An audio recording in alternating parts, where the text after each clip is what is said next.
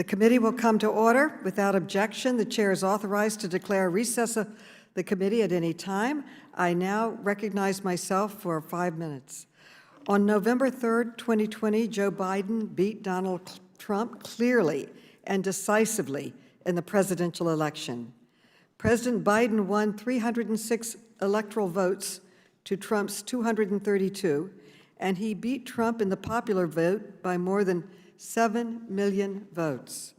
But rather than accept his loss, Donald Trump tried everything he could to overturn the will of American voters. He and his allies filed more than 60 lawsuits with false claims of election fraud and lost all 60 of them. He waged a pressure campaign at every level of government, from county election officials to secretaries of state, to the Department of Justice, to his own vice president, to try to prevent the certification of the election results. At each stage, Donald Trump and his allies were asked to bring forward evidence that the election was tainted by widespread voter fraud. But whether in Michigan or Pennsylvania, or as we will hear today, Arizona, the purveyors of the big lie repeatedly failed to produce one scintilla of credible evidence of widespread fraud. Yet today, more than 11 months after the election, the attacks on our election system have only intensified, and the latest weapon of choice is the partisan audit. Let me be clear, the hyper-partisan audits pushed by President Trump and his allies are not about fairness, election security, or the truth. They are instead designed to promote conspiracy theories and to raise doubts about our elections. And the ultimate aim of these audits is even worse, to lay the groundwork for new laws that make it harder for Americans to cast their ballots, but easier for dishonest officials to overturn the results of elections they don't like. Today's hearing will focus on the 5-month-long hyper-partisan audit in Maricopa County, Arizona. It was clear from the beginning that this so-called audit led by the Republican State Senate was really a fishing expedition in search of evidence of election fraud, no matter how flimsy. The State Senate rejected a bid from a qualified and certified auditor, choosing instead to hire Cyber Ninjas, an unaccredited firm with no experience auditing elections. What the company did have was a CEO who had publicly supported Trump and promoted the so-called big lie. During the audit, Cyber Ninja's sloppy, insecure practices jeopardized the integrity of ballots and voting machines, forcing Arizona taxpayers to spend millions to replace the compromised machines. The audit itself was funded with at least $6.7 million from right-wing dark money groups headed by Trump allies and supporters of Stop the Steal movement. Documents show that Trump himself may have funneled funds to the audit effort in Arizona. Yet all that partisan dark money failed to overcome the truth. Last month, Cyber Ninjas finally was forced to admit that it found no evidence of widespread fraud in the Maricopa County election results. In its final report, Cyber Ninjas wrote that they were, quote, no substantial differences, end quote, between the official count and the audit results, and that there is, quote, no reliable evidence that the paper ballots were altered to any material degree, end quote.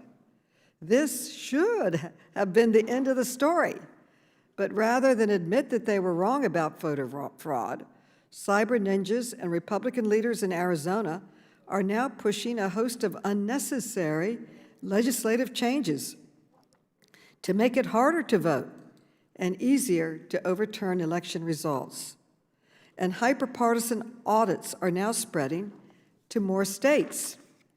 We are holding today's hearing so we can hear the facts about the Cyber Ninja audits in Arizona.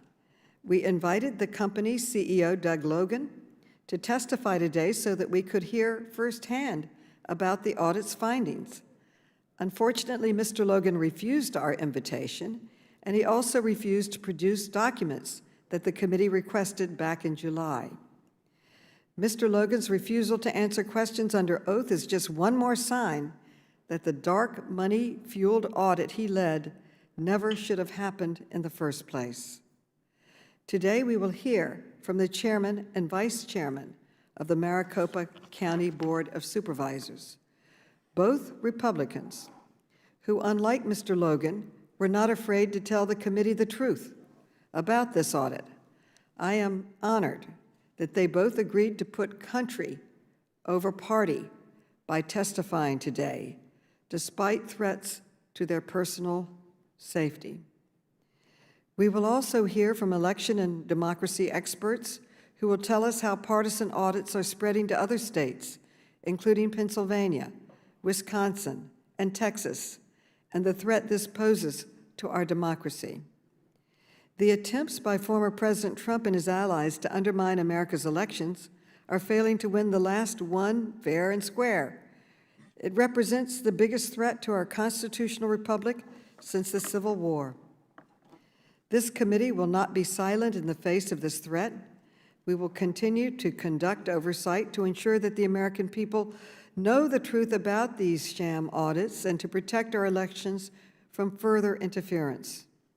But it should not just be Democrats who stick up for America's elections. I urge my Republican colleagues to follow the lead of our brave witnesses from Maricopa County by putting country over party and finally renouncing Trump's big lie. I want to thank our panelists for being today. Thank you so much for your testimony. And I now recognize the distinguished ranking member, Mr. Comer, for his opening statement. Well, thank you, Madam Chairwoman, for holding today's hearing, because half of America has questions about the integrity of our elections. Democrats unilaterally changing the rules in the middle of those elections, like what happened last summer, does nothing to answer the questions that 50% of Americans have with respect to the integrity of last year's elections. It's important that the American public have confidence in election results, so states and counties should be transparent and open to outside audits. I hope today's hearing helps answer some outstanding concerns regarding election integrity. Unfortunately, today's hearing is the continuation of two troubling trends from this committee. The first trend is the Democrats' obsession with avoiding any actual oversight of the Biden administration. If you don't believe me, just look at the actions. This committee has held less than half the number of hearings they did when President Trump was in office. This committee has had less than half as many witnesses from the administration. And this committee hasn't held a single hearing on the border crisis, or on the disastrous withdrawal from Afghanistan, or on the illegal leaks at the IRS, or on the origins of COVID-19, or on many other important topics like the border security crisis. The second trend is the Democrats' current obsession with investigating anything coming out of the states. Recently, we've had hearings on voting rights and abortion, both solely because of laws passed in a single state.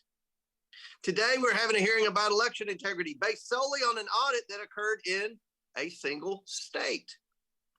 Each of these issues, abortion rights, voting rights, election integrity, are issues that have long been known to be handled at the state level. Yet this committee cannot resist wading into state issues, attempting to trample all over the 10th Amendment. With that, I want to yield the balance of my time to Mr. Biggs, who's been on the front lines in Arizona on this issue from the very beginning. I thank the gentleman for yielding, and I thank the chair today for having this hearing. You know, the Democrats really can't have it both ways, can they? I mean, really, can they have it both ways? You cannot say that the audit showed the integrity of the election, while at the same time claiming that the mere fact of an audit in and of itself is a threat existentially to our democracy. You can't do that. It's a fallacious, logical inconsistency. If, as you claim, by the way, a claim I dispute, that the election was fair and properly conducted. A complete forensic audit ought to demonstrate that, which is what you assert. That's what you are asserting here today. But at the same time, you're saying, well, while the audit confirms what we think it did, when you cherry pick some of the statements from the audit report, you're also saying that an audit undermines the election integrity. Do you see the inconsistency of your position? If there are questions as to the accuracy of the election, a forensic audit will reveal the questionable outcomes and problems that need to be cured going forward, and the legitimacy of the election may be compromised. Dems and leftists have been highly critical of this audit even before it began. They had an agenda, and the chairwoman mentioned this agenda today, so that all of you are participating here, you can support this agenda. She said they don't think legislative changes should be made. That's what she said. That's why we're doing this today, because they think any legislative changes are not appropriate. Well, in 2018, in Maricopa County, most of you may not know this, there was such problems with the Maricopa County election that the Democrat county recorder, who is the elections official for the county, Adrian Fontes, got to go under scrutiny by this Board of Supervisors, the 2018 Board of Supervisors, who took everything back from him that they possibly could legally and statutorily. That's the history of problems in Maricopa County in our voting. Looking from the outside, the election process in Maricopa County was fraught with problems. If your claim was that the audit wasn't in order, you must acknowledge several broad observations of the auditors that they made with regard to this audit. It's everything from procedure and conduct or misconduct on the part of the board and specific elected officials. You cannot argue that the question regarding election integrity from the right is an attack on our democracy, our constitutional republic, especially after 4 years of the Democrats claiming that the 2016 presidential election was stolen because of Russian interference. Here's what a member of this committee said, Mr. Raskin from Maryland said, quote, "I would love to challenge the Electoral College vote because our election was badly tainted by everything from cyber sabotage by Vladimir Putin to deliberate voter suppression by Republicans in numerous swing states." That's what he said. And we went through literally 4.5 years, right up to the start of the November voting, the early balloting in Arizona, of Hillary Clinton and her supporters in the media saying that the 2016 election was stolen by Republicans.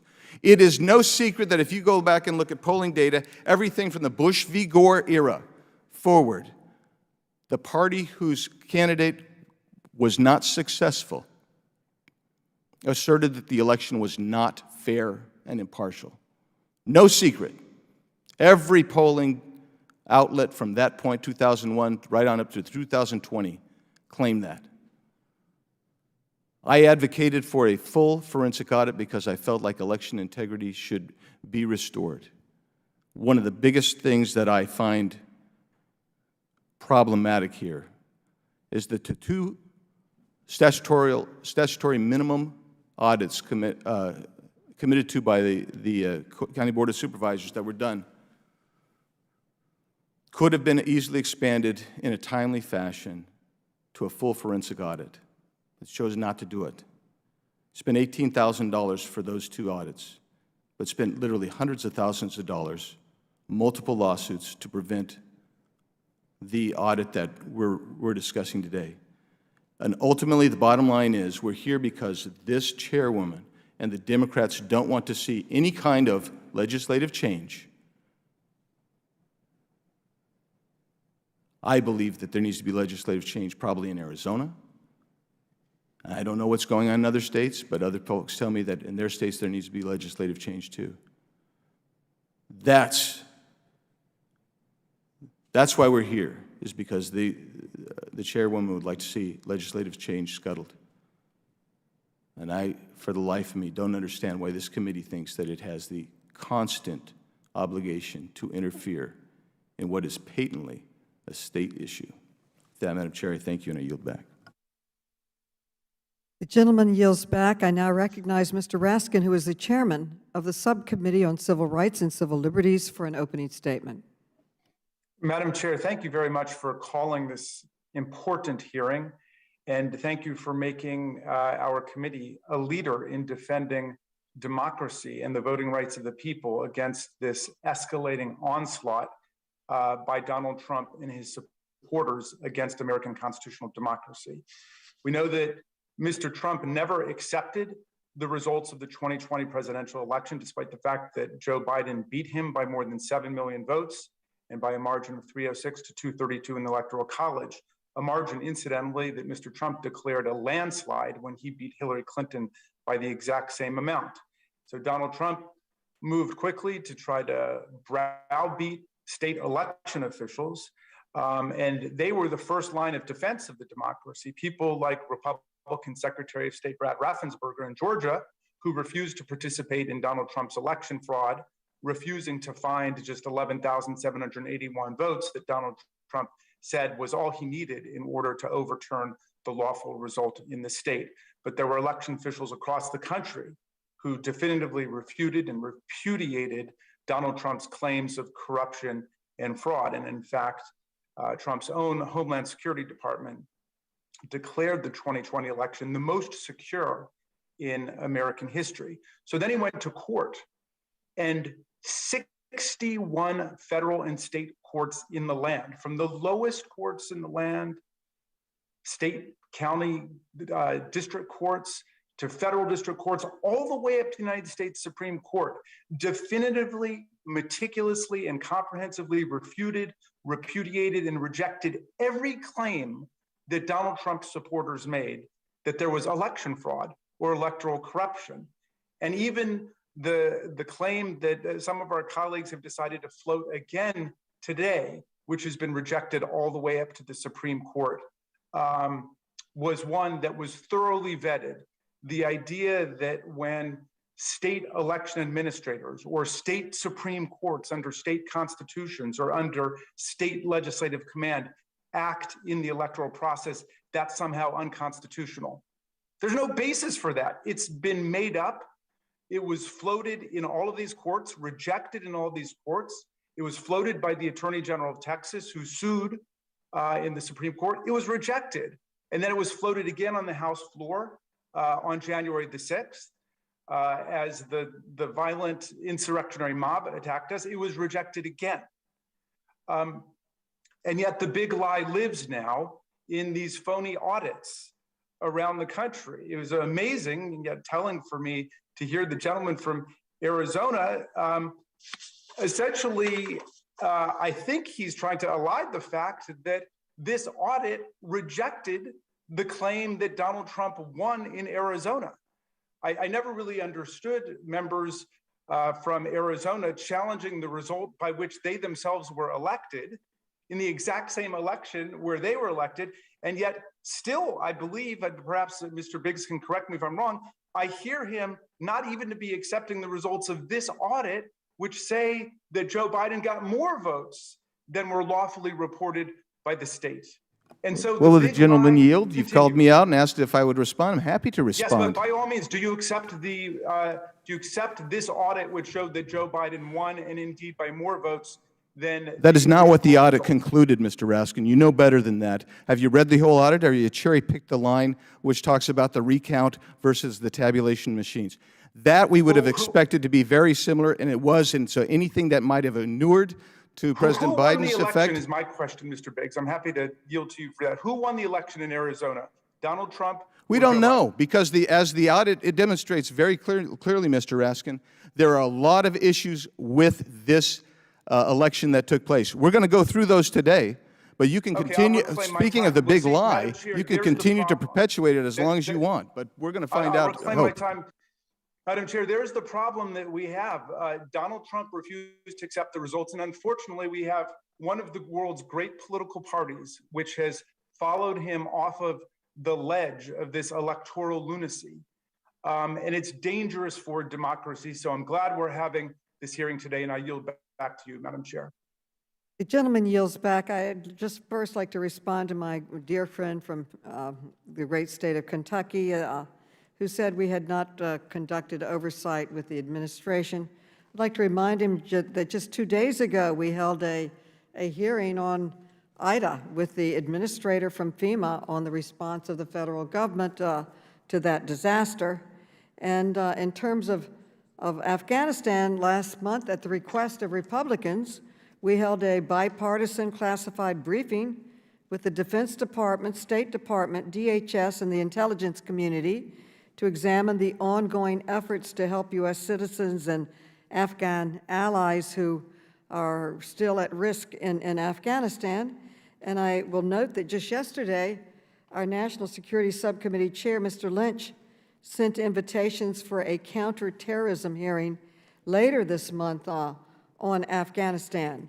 But we do not want to be focusing on areas, we are focusing on this election audit, and I would now like to, I would like to introduce the witnesses. Our first witness. Point of order, today- Madam Chair. Point of order. Chair, Point of order. Point of order. Who is calling for a point of order? Will you Ranking state member. your point of order? Who's speaking? Yes, I just Comer. wanted to clarify, Madam Chair, I just wanted to clarify. Who's We speaking? called for public Comer, transparent okay. hearing about the debacle in Afghanistan. What you've provided us was a closed door classified briefing. The American people want transparency and accountability with what went wrong in Afghanistan. So what we're asking for isn't a behind the closed doors in a smoke-filled room briefing by a bunch of,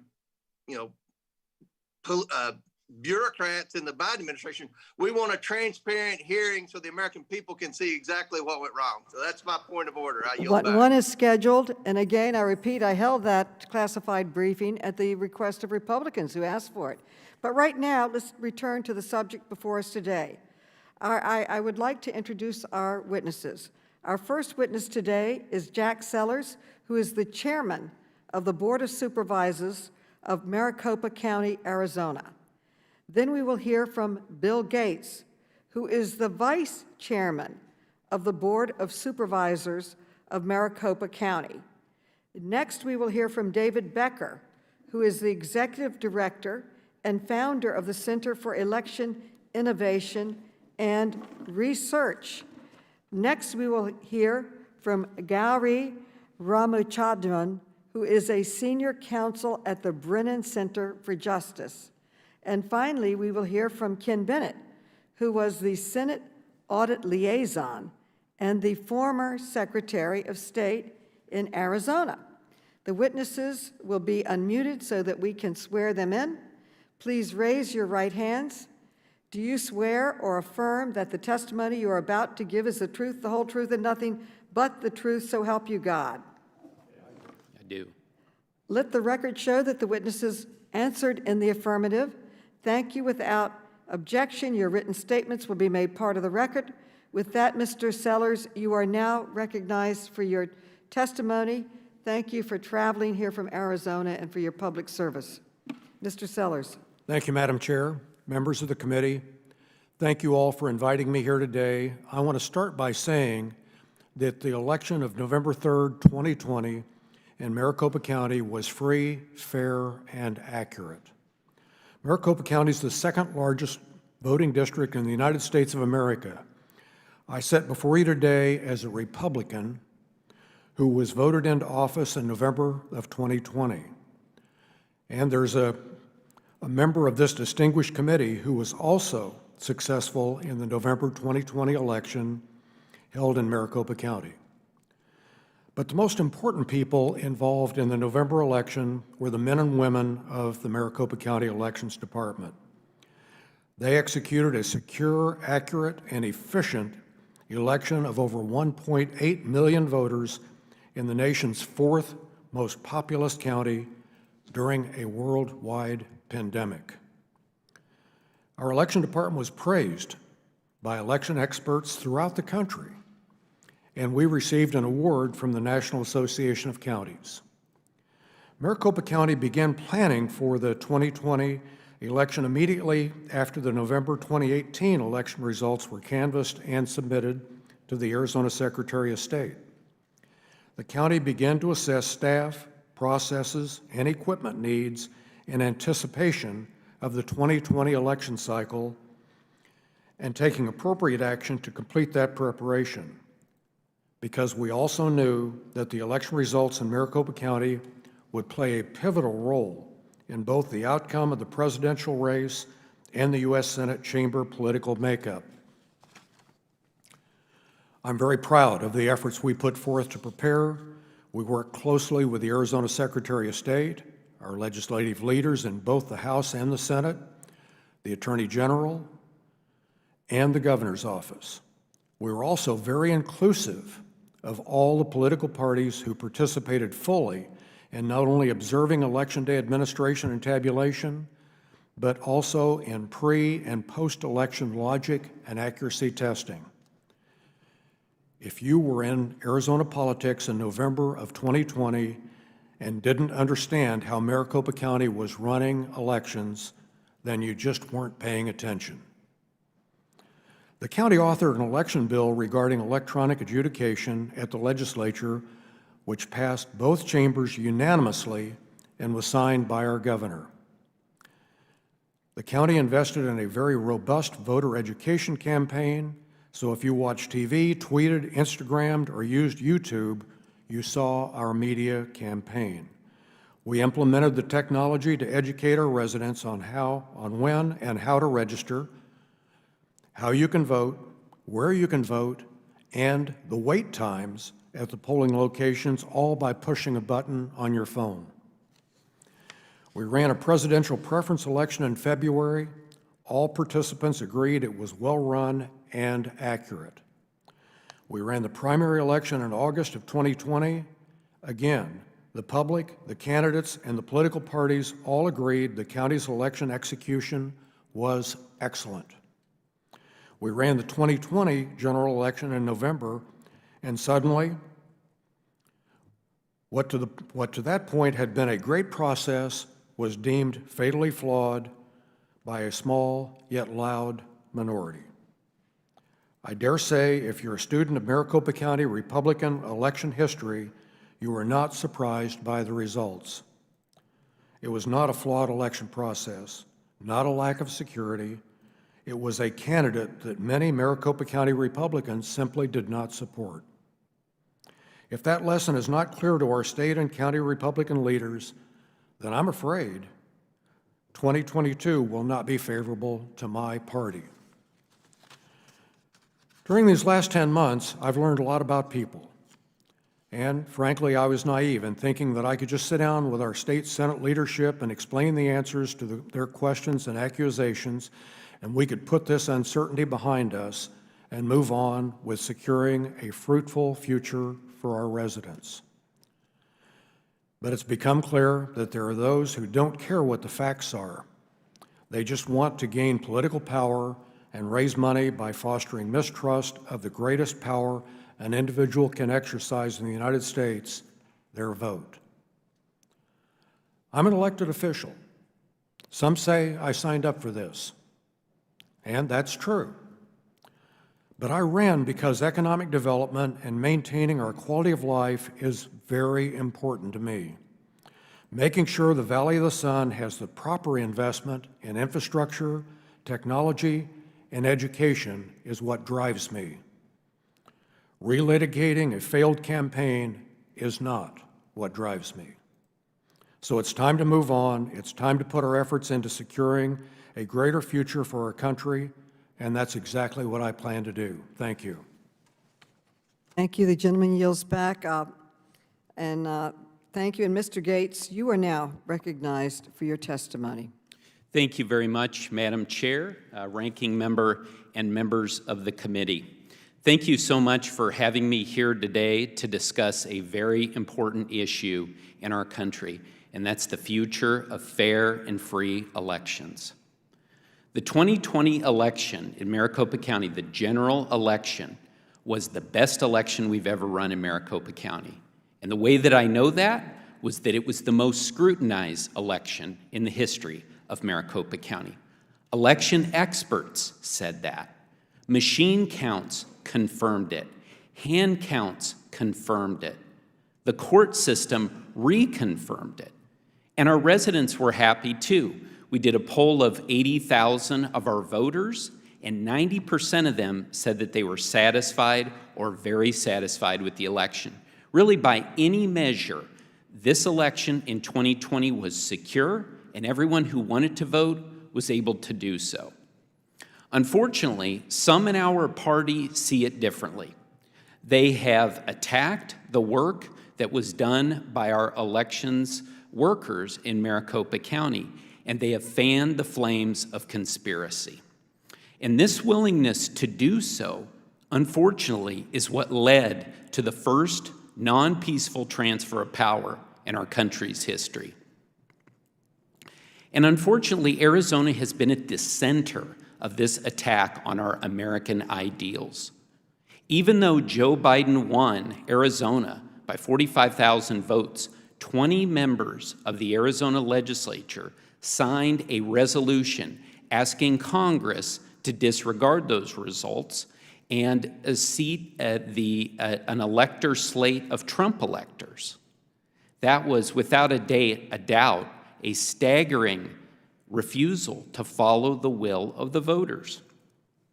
Next, Republican state senators went to court, and they tried to get from Maricopa County the people's ballots and the election machines, quote, sufficiently in advance of the congressional review of the Electoral College returns on January 6th, 2021.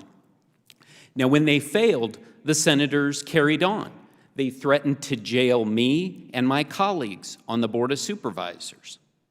And then they cast doubt on 2 additional audits that we authorized at the Board of Supervisors. And by the way, both of these audits found that there was no hacking, there was no manipulation with our machines or with our software. It should have ended there, but it didn't. The Senate then hired the cyber ninjas to head up a group of firms with no or little election experience to conduct an extra-legal review, essentially an extra-legal recount of Maricopa County's ballots. And really, that can only be described as an amateurish review of Maricopa County's election technical infrastructure. The cyber ninjas, they changed the policies and procedures, they chased conspiracy theories, they threw out false claims, and worst of all, they accused our good elections workers of committing crimes. They said that they deleted files, but these were files that the cyber ninjas just couldn't find. Now, this was either an out-and-out lie or a level of incompetence by the cyber ninjas that was staggering. Elections integrity is not a new thing for me. As a former Republican election lawyer for the Arizona Republican Party, it's a passion of mine. And that's why I'm here today, to speak out against those that are passing off this disinformation and those that would call on legitimate elections to be decertified. This is, without a doubt, the biggest threat to our democracy in my lifetime. If elected officials continue to choose party over truth, then these procedures are going to continue on, these privately funded, government-backed attacks on legitimate elections. And losers of elections will just go out and find financial backers who will continue to drag these procedures on. And unfortunately, that is going to negatively impact our democracy. As a Republican who believes in democracy, I dreamed of one day going to a nation that was trying to build a democracy and help them out. Perhaps a former Soviet republic like Belarus or Tajikistan. I never could have imagined that I would be doing that work here in the United States of America. Thank you. Thank you. Mr. Becker, you are now recognized. Thank you, Madam Chair and members of the committee. My name is David Becker, and I'm the Executive Director and founder of the Center for Election Innovation and Research, a nonpartisan nonprofit that works with election officials and others from both parties all over the country to ensure elections are secure and accessible. I have nearly 25 years of experience working in elections, and I come here before you today as concerned as I've never been before about the ongoing threats to American democracy. First, the good news. In every state, including Arizona, we saw the most secure, verified, and transparent election in American history. Almost 95% of all ballots were cast on auditable paper, up from less than 80% in 2016, including all ballots in every swing state. There were more legitimate audits of those ballots than ever before in states like Arizona, Michigan, and most notably in Georgia, where they counted every presidential ballot 3 times, including once entirely by hand. We saw more pre-election litigation clarifying the rules than ever before, with each side winning some cases and losing others, and there was more post-election litigation confirming the results. This was largely due to the heroic efforts of election officials around the country, of both parties, who managed record turnout while severely underfunded during a global pandemic. But the bad news is that tens of millions of Americans, sincerely disappointed that their candidate lost, have been targeted in a scam to keep them angry, divided, and donating. They've been fed a constant diet of lies telling them that millions of their fellow citizens, half of them members of their own party, engaged in a massive conspiracy to deliver the election to the current president, and that none of the millions of conspirators are talking. This big lie is leading to laws in the states that make elections less secure and leading to threats against public servants who run elections. And it's led to the effort that was recently concluded by the cyber ninjas in Maricopa County, Arizona. The ninjas' effort was flawed from the start. They spread lies about the election months before they got the contract, and despite having no experience in elections, they raised millions of dollars from outside sources to fund their efforts. The Arizona Senate and their contractors had to be taken to court to get basic documents about the process and the backroom discussions that drove it. Meanwhile, the ninjas seized ballots from the election officials who were required by law to maintain them, and in so doing likely violated federal law and broke the chain of custody of these ballots. One of the great ironies is that even if the ninjas had discovered an actual election problem, which they did not, they had so tainted the evidence that it would almost certainly have been found inadmissible in any legal proceeding to address the problem. The ninjas' conclusions suffered from the same flaws that afflicted the entire process. They made wild claims about voters who had allegedly moved based upon an incompetent and discredited methodology and an incomplete commercial database. Experienced election auditors confirmed that the ninjas and their allies got nearly half of their numbers flat out wrong, including failing to account for 1/3 of the hand-counted ballots. And despite the fact that Arizona was the best hope for those that sought to deny the election, the ninjas' effort confirmed nothing. It merely demonstrated that even in a state with the smallest margin of victory among the swing states, highly biased and motivated individuals bolstered by millions of dollars from unclear sources and nearly 8 months to work could not manufacture enough fake fraud to overturn the will of Arizona voters. Before the ninjas even started, the election had already been verified and confirmed consistent with Arizona law. Voter lists were confirmed and maintained accurately thanks to, among other things, Arizona's membership in the Electronic Registration Information Center, the gold standard of voter list maintenance that 30 states utilize.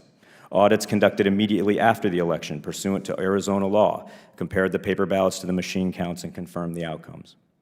Nevertheless, the ninjas' effort has contributed to threats against public servants and their families.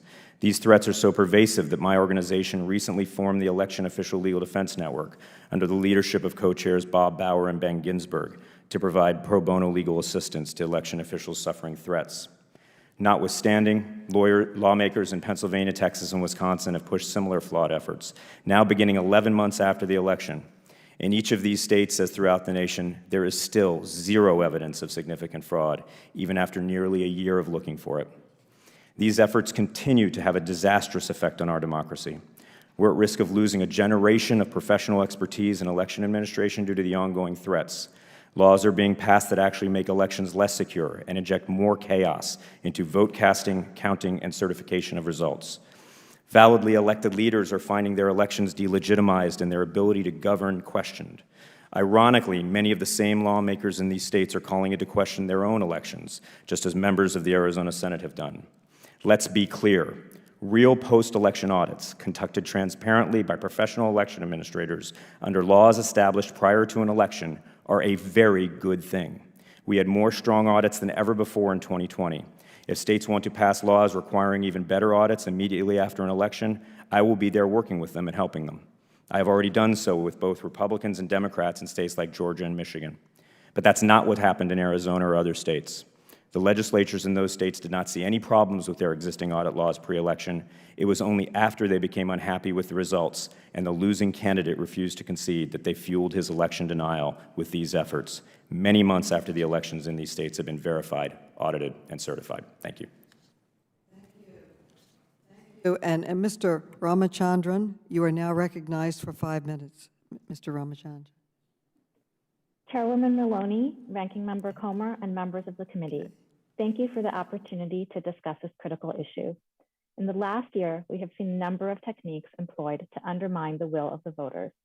The flagrant violence of January 6th, the behind-the-scenes phone calls to state and local officials, an alleged secret memo advocating for a coup.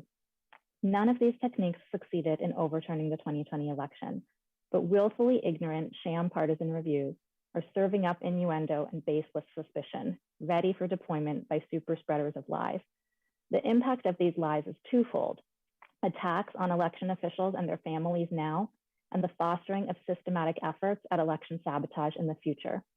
I hope to make 3 points in my testimony.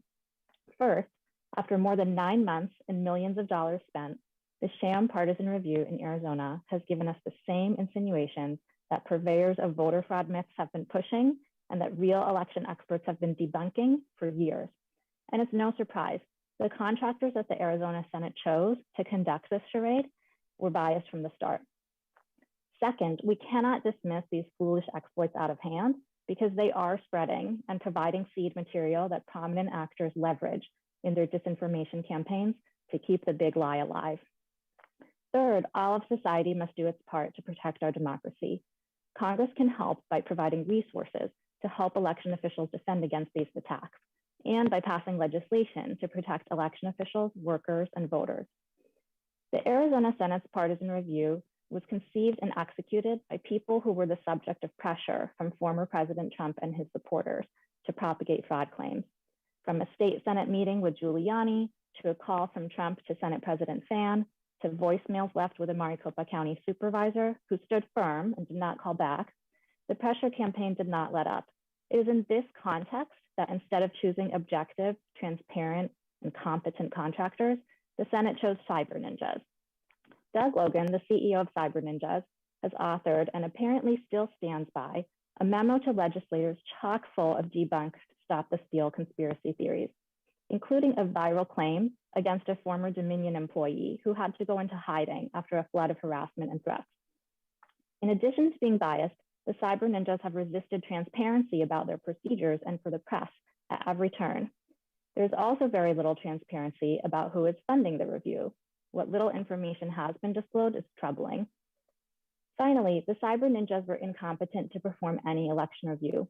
The firm's top 3 findings are textbook examples of how purveyors of voter fraud misunderstand data.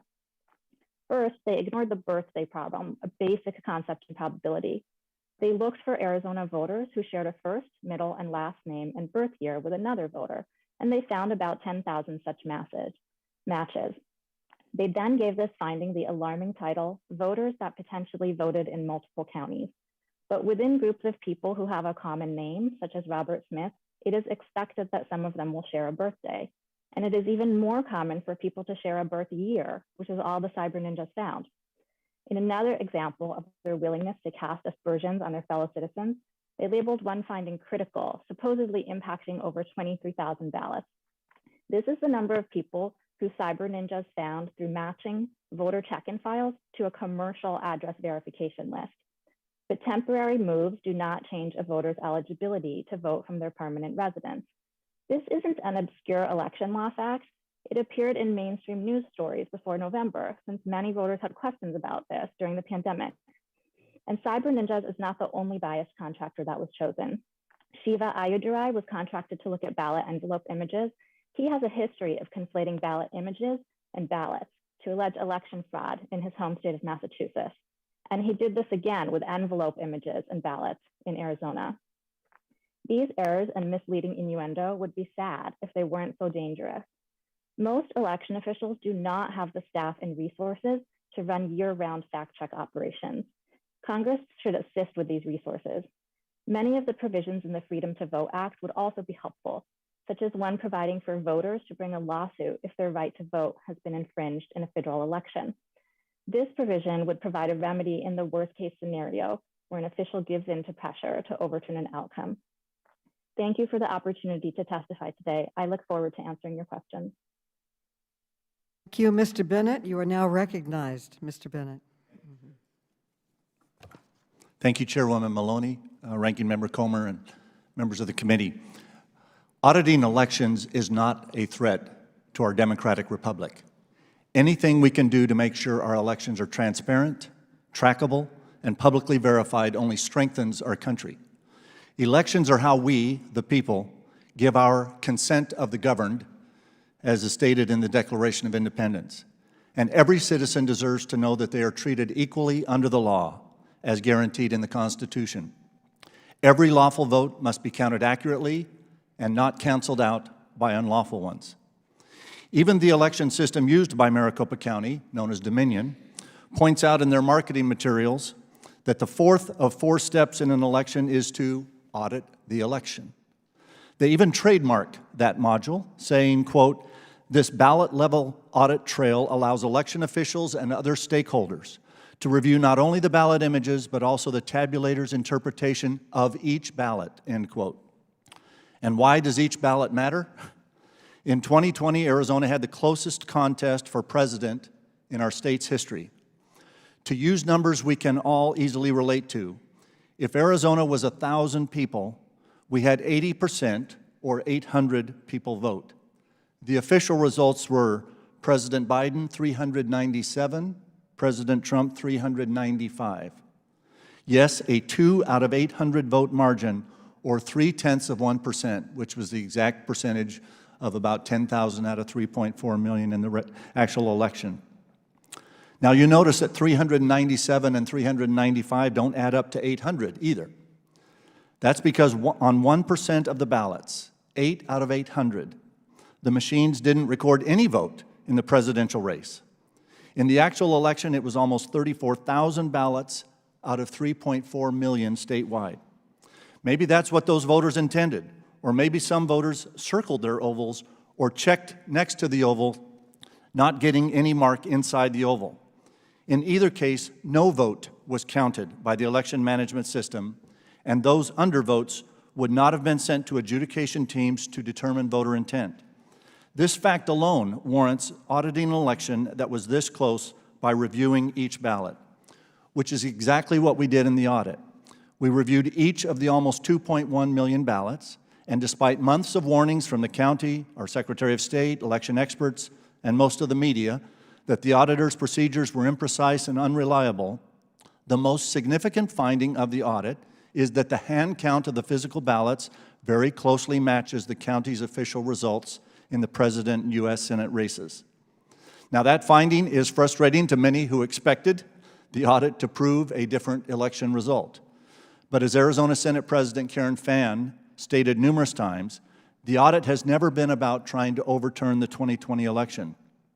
It is about verifying that Arizona laws and procedures were followed and identifying how our laws can be improved and better enforced going forward to maximize integrity in our elections. To that end, we did find several areas where election laws and procedures were or may have been violated. These include missing or unmatched signatures on ballot envelope affidavits, missing serial numbers matching duplicate ballots to their originals, common usernames and passwords used to log into the election management system, insufficient security protocols and procedures, deleted files and churned logs from the data delivered to the Senate, and numerous voter registration anomalies. Now, some of these are findings and some are observations or questions to which the county say they have answers and explanations. We welcome those answers. One of the most disturbing aspects of the audit was the county's lack of cooperation, especially their unwillingness to answer any questions once the audit began. Not many people like to have their work checked, but audits are much better with the cooperation of the auditee. The audit report has been forwarded by the Senate to our State Attorney General, whose Election Integrity Unit will work with the county to find those answers and accountability. Election integrity is so important, we must find ways to work amongst different levels and branches of government to achieve it. No election or election audit can be conducted perfectly, as they are administered by imperfect human beings. I believe the majority of election officials throughout our fine state are honorable, well-intentioned people trying to do the best job they can. I believe the same about the audit. We should not fear auditing elections. We should embrace it and welcome it. Thank you. Thank all of the panelists for your testimony. I now recognize myself. Chairman Sellers and Supervisor Gates, thank you for being here today. You are both lifelong Republicans. Mr. Gates, I understand that you even founded a teenage Republican Party while you were in high school, and I don't think anyone would question either of you for your long-held allegiance to the Republican Party. Yet you have both been outspoken messengers that the 2020 election was safe, secure, and fair, even when that message has brought you into conflict with members of your own party. Nearly every Republican in the Arizona State Senate voted to hold both of you in contempt for standing up against the Cyber Ninja audit. One Republican state senator called for the entire Maricopa board to be arrested and put in solitary confinement. My question for you, Supervisor Gates, why have you chosen to speak out so forcefully on this issue, even against some members of your own party? Well, thank you, Madam Chair. It hasn't been easy to do this. I have been a lifelong Republican, and I'm proud to be a Republican. But I'm also a member of the Board of Supervisors, and as was mentioned earlier, the Board of Supervisors took more authority in running elections in 2020 because we wanted to run an excellent election, and we believe that that's what has happened here. But the problem is that as people have been distorting what happened in this election, I have no problem with people raising questions. What I have a problem with is people going to the lengths, as you mentioned. We had gone to court to get direction from a Superior Court judge on whether we had the legal authority to turn the ballots over. We had asked for an expedited hearing, and despite that, the Arizona State Senate was one vote away from holding us in contempt and most likely detaining us. That was wrong. It was also wrong, once they had the ballots, in my opinion, to conduct an audit with auditors who had no elections experience, and then also auditors who clearly had a preconceived notion. I don't have a problem with audits. I had concerns with this particular audit, and that's why I'm speaking out. And Chairman Sellers, what about you? Why are you speaking out today? When I first got on the Board of Supervisors, we were in the process of taking the parts of the election process back that we could, because we'd had some issues with elections in the past couple of elections, people waiting in lines for 4 or 5 hours and those kind of things. And the interesting thing to me was that every step of the way, we ensured that we were staying within the U.S. and the Arizona Constitution on everything we did.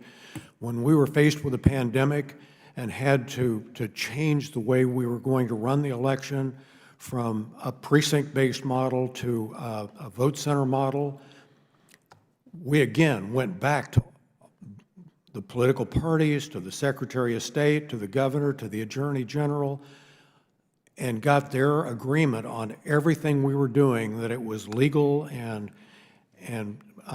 going to provide us with a safe, secure election going forward. So Thank you, thank you. Reclaiming my time, I have very limited time. Mr. Sellers and Mr. Gates, you faced pressure to support President Trump's big lie even before the audit started. On Christmas Eve last year, former President Trump's personal lawyer, Rudy Giuliani, called both Mr. Sellers and Mr. Gates as part of Trump's pressure campaign to try to overturn the election results in Arizona. Neither of you picked up, so he left a voicemail message. I'd like to play one of those voicemails now that Mr. Giuliani left for Chairman Sellers. May we hear the audio now, please?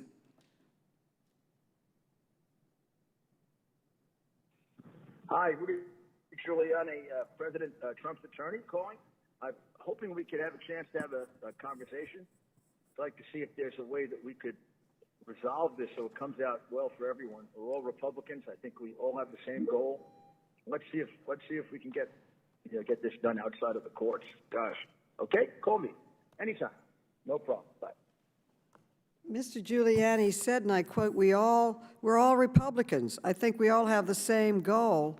I'd like to ask you, Supervisor Gates, what do you think that goal was? And you got a similar call where he said he asked you to, quote, get this thing fixed up, end quote, and saying, quote, I think there may be a nice way to resolve this.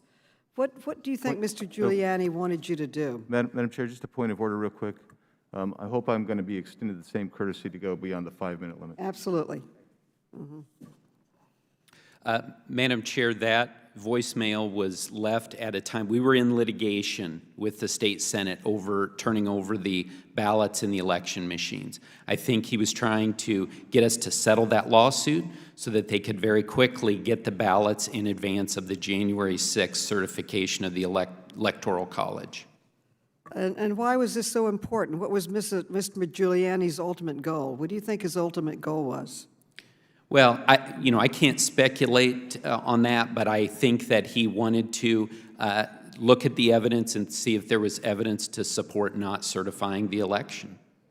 And I want to thank you both. My time is up, and the many other state and local officials who stood up to Trump's pressure campaign and turned back his efforts to overturn a free and fair election.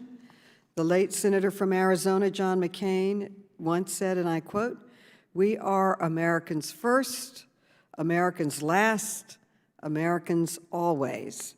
I agree. We are Americans before we are members of any political party. Chairman Sellers and Supervisor Gates, I hope other Republicans, including my colleagues in Congress, follow the example that you set today. I want to thank you for your testimony. Thank you so much. I now recognize the gentleman from Arizona, Mr. Gosar. Mr. Can you hear me, Madam Chairwoman? I can hear you.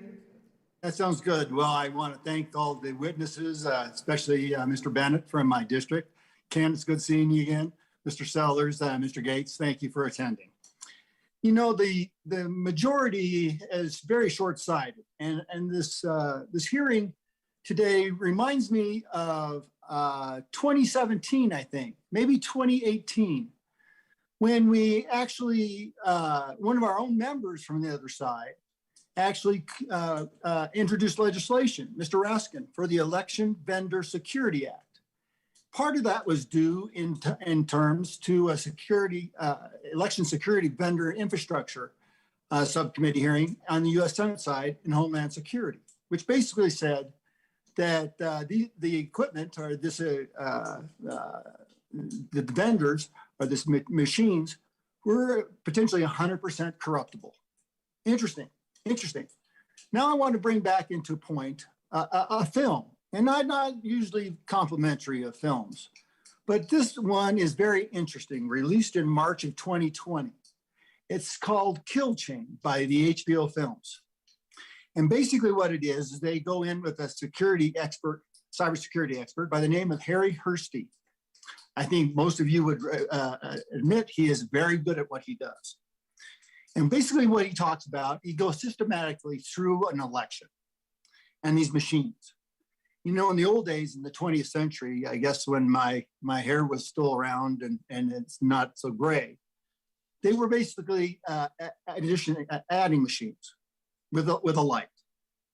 But today they're controlled by computers. And all computers can be hacked.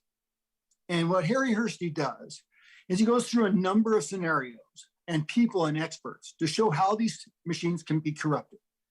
Yes, the results we see here supposedly don't change the outcome, but there's more to the story.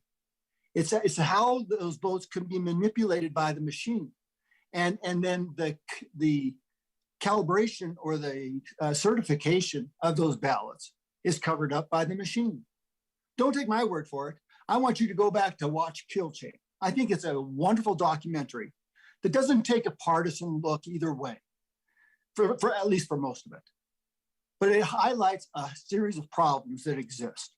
Undeniably. Hackers can make this change. And we have problems, as Mr. Biggs talked about with Maricopa County from the 2018 election. The Board of Supervisors adamantly and valiantly took back some of their power and oversight of that election. But Mr. Fontes kept custody of the voter registration rolls. Very important when we start dissecting what the cyber ninjas did. Second of all, they want the scrutiny from private entities like cyber ninjas, because the certification of these audit folks is not exactly what you really want. And I don't think it's what Mr. Raskin and anybody else wants either. You don't want government okaying the process and then certifying that process. You want somebody independent of that aspect. So from the standpoint of that we see this, there's problems. How about me? Where did it come from me? The day after the election, I was contacted by two individuals. One had security and fraud jobs with the banking world. The other one goes from fraud from the Department of Defense.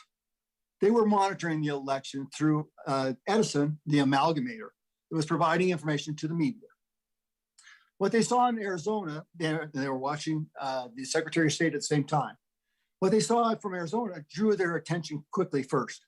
They saw numbers of 90-some thousand, 60-some thousand, 40-some thousand ballots drop into Donald Trump's category and then quickly come out verbatim. Now, there may be a reason for that. We don't know. But then they started watching there and looking to the dumps. And what I mean by that is there's a first dump, there's multiple dumps, maybe 9 or 10 through the night.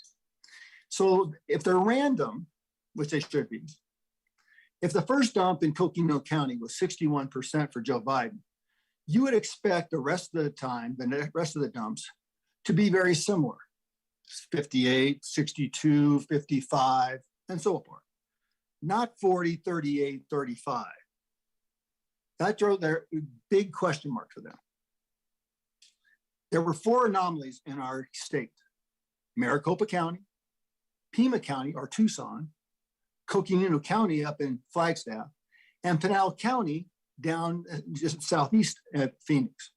Interestingly enough, the top 2 election officials in Pinal County actually resigned the very next morning. That doesn't draw any attention, does it? So it gets even worse. So they go, the election, Maricopa Election Committee actually takes 100 random duplicate ballots. These are ballots that can't go through the machine for smudges, tears, whatever. And you do a new one with judges from both sides of the aisle looking over, making sure that it's done right. So when you run them through the machine, you should have a 0% error rate. They had a 3% error rate. And in Maricopa County, that represents over 90,000 ballots. Wow, we got a problem. Margin of error, margin of loss was right under 11,000. So then they did 2,500 random duplicate ballots. They never finished. They locked them up. We were told that there was double-digit error rates. So the 2 guys, going back to the 2 guys, they estimated between 450,000 and 700,000 ballots had some electronic or some kind of issue. It still may be valid, but it had an issue. Well, if you take 3 times 3 at 90,000, you got to talk, you're talking about over 200,000 or 270,000 ballots. This should be the cause for an audit. Shouldn't be that you're suing the state Senate who has jurisdiction over you. And we had to go to court for that aspect. And yes, the state Senate won in that discard. But we saw the county supervisors lock them up, sue at every case they want. They lost at that Superior Court judge that they don't have to answer to the state Senate. They do. They didn't provide different mechanisms, so they didn't allow a full canvas. They didn't have access to the routers. They didn't have full access for voter signature acuity and documentation and accuracy. The gentleman There's time. there's troubling problems here, and hopefully I'll be able to get some time yielded to me so I can explain even more. Okay. There should have been an audit based on this information and this information alone. Thank you. Okay, the gentleman has received equal time, and we were both over time. I now recognize the gentlelady from the District of Columbia, Ms. Norton. She's now recognized for 5 minutes. Thank you, Madam Chair, and I will certainly try to stay within my time. This oversight hearing is the appropriate response to claims that the election was stolen. Let's look into it. Let's call, as we have, those who were in charge of conducting this election. And I note for the record that Cybergenis, who did the audit, is not here. I would have thought they'd be the first to want to step up to speak to the issue of the audit. They were invited. They are not here. The other side mentioned problems in all of our elections. There have never been a problem such as the problem we have seen here. This is unprecedented. He mentioned Bush versus Gore. I remember very distinctly that at that very close election, Gore stepped up to concede the election. That is the American way. This is the first time that has been broken in the history of the United States of America. I have questions for Chairman Sellers and Supervisor Gates, who I thank for appearing before us today.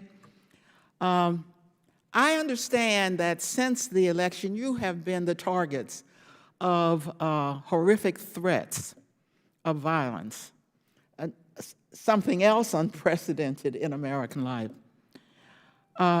I'd like to ask each of you about the threats you have received. Chairman Sellers, approximately how many threats have you and your family received since November 2020, and how have these threats affected you and your family?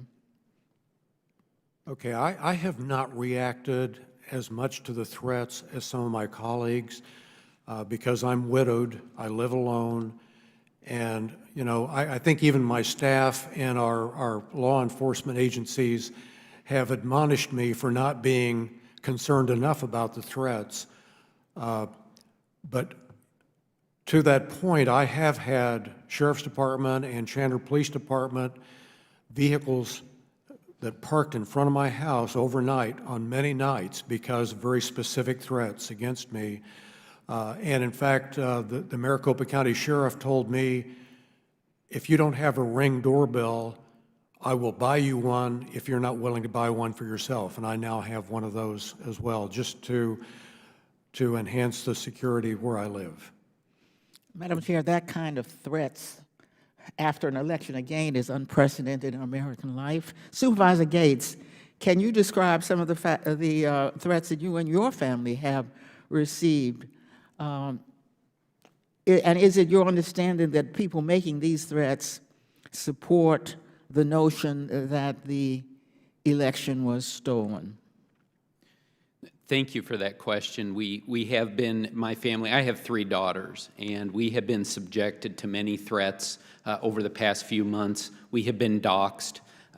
One of our colleagues had 90 people outside of his house one evening, and we've had phone calls into the Board of Supervisors saying that People were going to come and slaughter us and our families. Sadly, we had a state senator who sent out a fundraising email in which she told us, she's a veteran, and she told us to check our six, which I believe means that we better watch our back.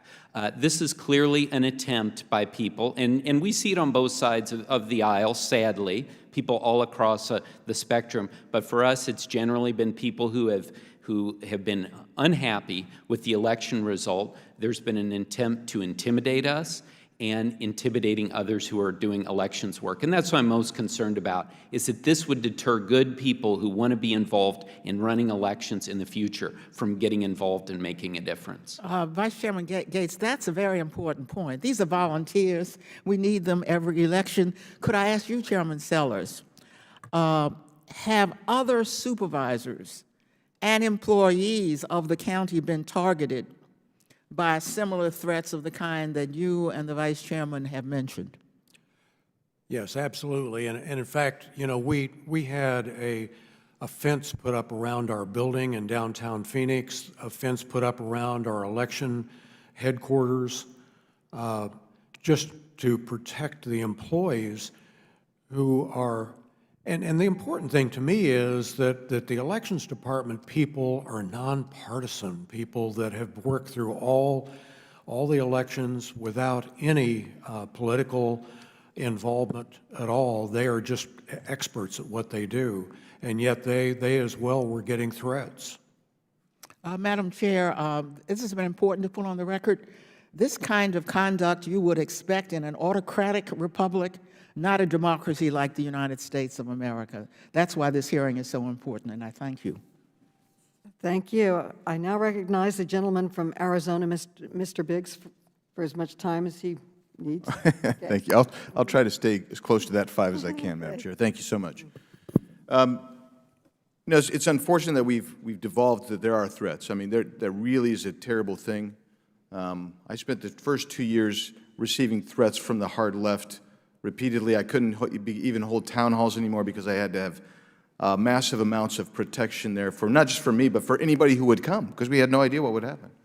The threats were real.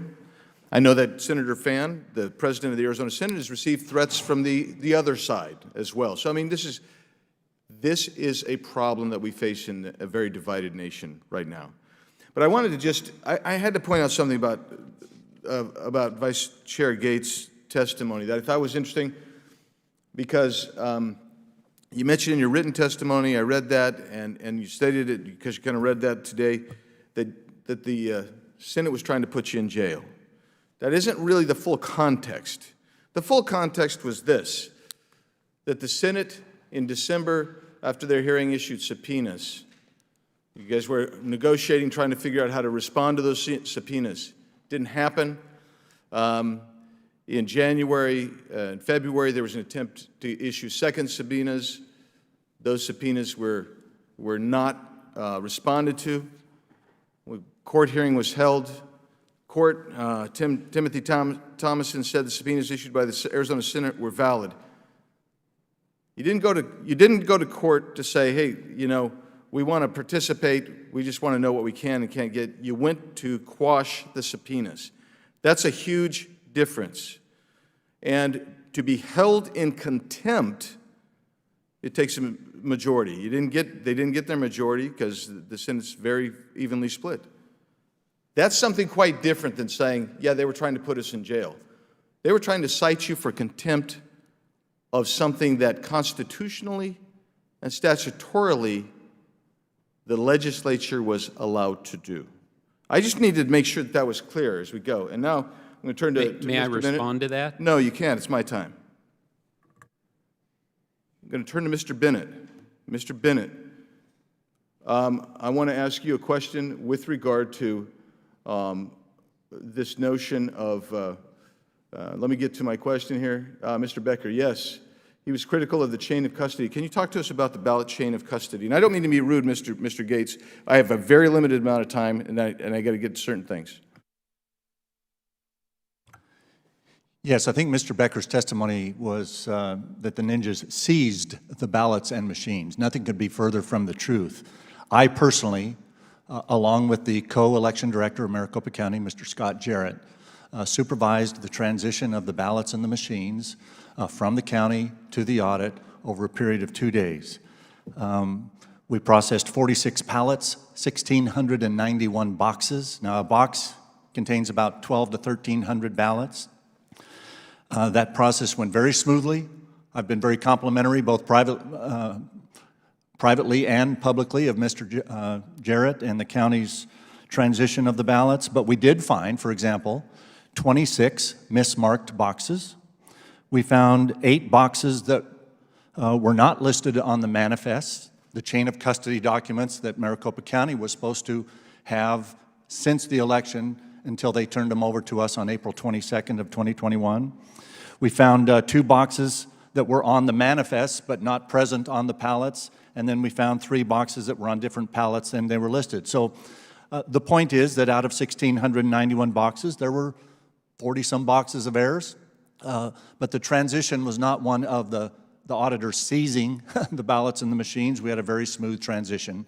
And once they were in our custody for the audit, we never had a break or lack of chain of custody until we returned them to the county. And why is the chain of custody so important here, where the folks that didn't want to see an audit take place were claiming there was a chain of custody problem, but the actual chain of custody problem was in transferring from the county to y'all? Why is it important to have good chain of custody? Well, the chain of custody that has never been provided is the chain of custody that is required by state law that should be created when the ballots are delivered to the county by their vendors and then are processed in the election through the election. That chain of custody should have started then, and that chain of custody should have been part of the documentation that was delivered to us when the ballots and the machines were given to us in April. We've never received that chain of custody, but we do have a full chain of custody, and the reason the importance of chain of custody during the audit is the same as during an election. To be able to account to the people of your county and your state that you have accounted for all of the ballots and the ones that you used, the ones that you didn't use, the ones that were spoiled, the ones that were duplicated, and all of that chain of custody is important in the election as it is in the audit, which is why we maintain full chain of custody during the audit. Thank you, Madam Chair. I'll yield back to you. The gentleman yields back. I now recognize the gentleman from Massachusetts, Mr. Lynch. You're now recognized, Mr. Lynch. Thank you, Madam Chair. Mr. Gates, I'll give you an opportunity to respond to the fact pattern that was presented in your question. But first, first of all, I want to say that how shameful, how absolutely shameful the conduct of some of my colleagues has been in perpetuating this big lie. I just, I chair the subcommittee on national security, and we regularly visit failed states. Spent a lot of time in Afghanistan, as well as other countries where there's one common denominator in these failed states, and that is there is no trust in the election process. For decades, in Afghanistan, the losing candidate always says it was stolen, and they undermine the ability of the winning party to actually govern. And while that has been a characteristic in other failed states, it's having the same impact on our country. It's undermining the faith in whoever wins, whether it's a Democratic Republic or Republican candidate, and that is shameful. It really is shameful that so many of my colleagues have followed the Trump lie. This is all about Trump. Mr. Trump has had other occasions where he's questioned elections. Remember, he actually tweeted out when Romney lost to Obama, he tweeted out that, oh, the election was stolen. The election was stolen. Check the machines, he said. When Ted Cruz beat him in Iowa, Trump said he stole it. Anybody look, I've attended several caucuses in Iowa. You got to physically be there. You got to raise your hand for your candidate. But Trump said it was stolen. And then months before this election, this past election, when President Biden won, he said, oh, the only way Biden can win is if he's going to steal it. That is absolutely shameful. But it's more shameful that he has taken so many good people down with him. You know, history will remember the people like Mr. Gates and Chairman Sellers who stood up for democracy in the face of threats, physical threats to themselves and their families. And history will also remember the Quislings who backed Trump and his allegations that the election was stolen. So this is not only a day to stand up for what you believe in, it's also reputationally something that's going to be visited on your families. That you attack this country, you attack the legitimate election in favor of that man, President Trump. It's disgraceful. 62 cases were brought in court, none of them. And before Trump appointed judges, federal judges that Trump appointed, a lot of state judges that were Republicans, longtime Republicans. And they never, ever substantiated. Most of those cases were dismissed for lack of evidence. They never got to the merits. And yet you continue to support the big lie. It's disgraceful. Mr. Gates, I now yield my last minute to you to address the custodial issues that the gentleman from Arizona raised. I yield back. Thank you very much, Congressman. I didn't want to leave any lack of clarity on what happened. Congressman, we did receive a subpoena, and we didn't attempt to quash that subpoena, for the record. We went to court to get direction. We believed that it was a violation of Arizona law to produce the ballots and the machines. We were looking for direction, and I would point out as well, we did not appeal that decision to the Court of Appeals, which a lot of people have said was a mistake on our part. But I did not want to give that, want to make sure that was clear for the record. The vote the vote that took place, we were in, Jack Sellers and I were in Karen Phan's office, and we said, we've asked for an expedited hearing. You don't have to do this. She said, it's going up on the board. And I said, Karen, you know, my daughter called me, said, Dad, are you going to get thrown in jail? She said, Bill, we're not going to throw you in jail. I said, this resolution gives you the authority up to and including throwing us in jail, and there'll be a lot of people pressing for us to be in jail if we weren't by the end of that day. Thank you, Madam Chair. I yield back. Gentleman from Georgia, Mr. Heiss, you are now recognized, Mr. Heiss. Thank you, Madam Chair.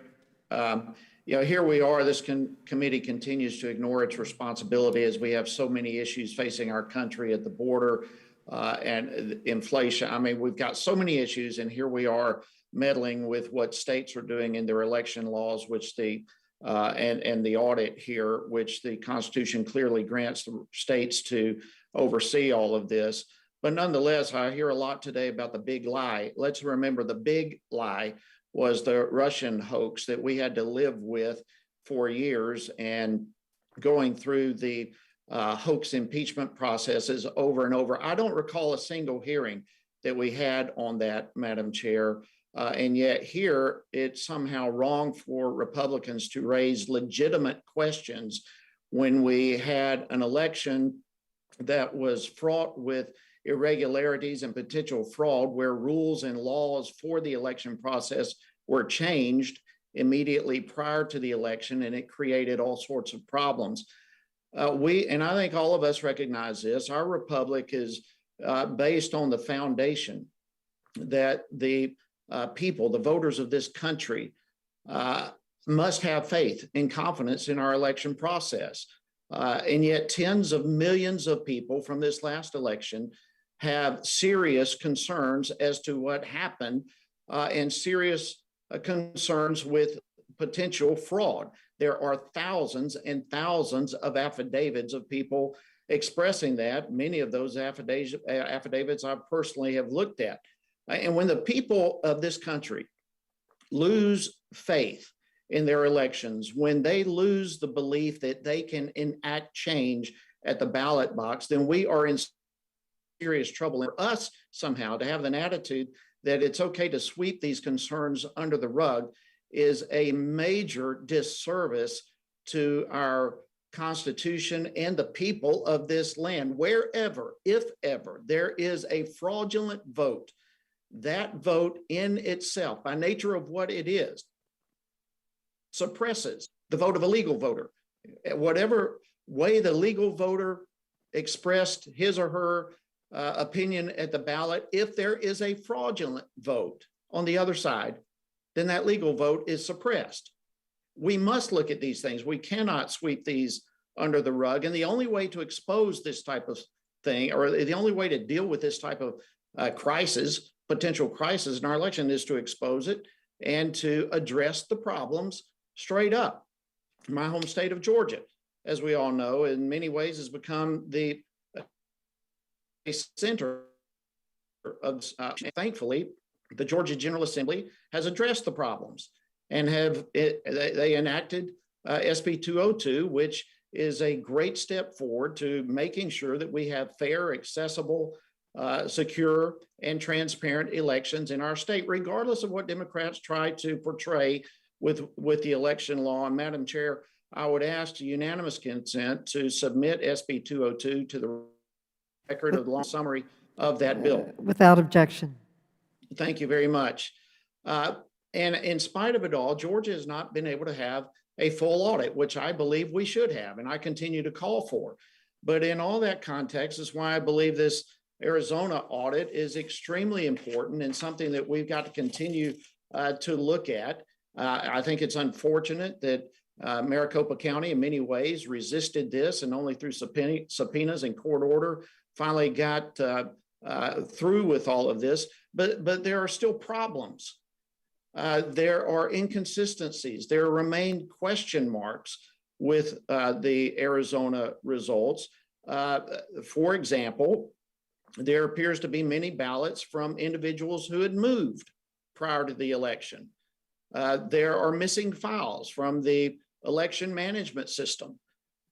We have a host of other issues where the numbers don't add up. They don't equal up to one another. That's a serious problem. There are ballot batches that were not clearly delineated. We have serial numbers that were missing, originals that were duplicated more than once. As we've already heard, chain of custody issues. And look, the question is, folks, we have got to take this whole issue of election integrity seriously, regardless of whether you're pleased with the outcome of the current administration and the disastrous results happening in our country. Election integrity is of utmost importance to our country. We've got to look at this in a serious way. And I see my time has expired, but where there are concerns of fraud and irregularities, they must be dealt with. And I encourage us to move forward with that kind of attitude. And with that, Madam Chair, I yield back. The gentleman yields back. The gentleman from Maryland, Mr. Raskin, you are now recognized. Unmute, please. We can't hear you. Unmute, please. Thank you, Madam Chair. I hope that those colleagues who are saying that legislatures have a right to obtain the information they seek and that holding people in contempt for not complying with subpoenas is not an excuse to put them in jail, but rather it is an attempt to effectuate the people's right to information, will remember that this week and next week as the legislature you belong to works to get information from material witnesses to the violent insurrection that led to the wounding and the injury of more than 140 officers and interrupted the counting of electoral college votes for the first time in American history in the most sweeping violent attack on the US Capitol since the War of 1812. So that's a point that people should keep in mind. So the second point I want to make is you cannot bemoan the people's loss of faith in elections while you're spreading information and propaganda that are eroding the people's faith in elections. Now, when there are real problems, all of us need to act to address them.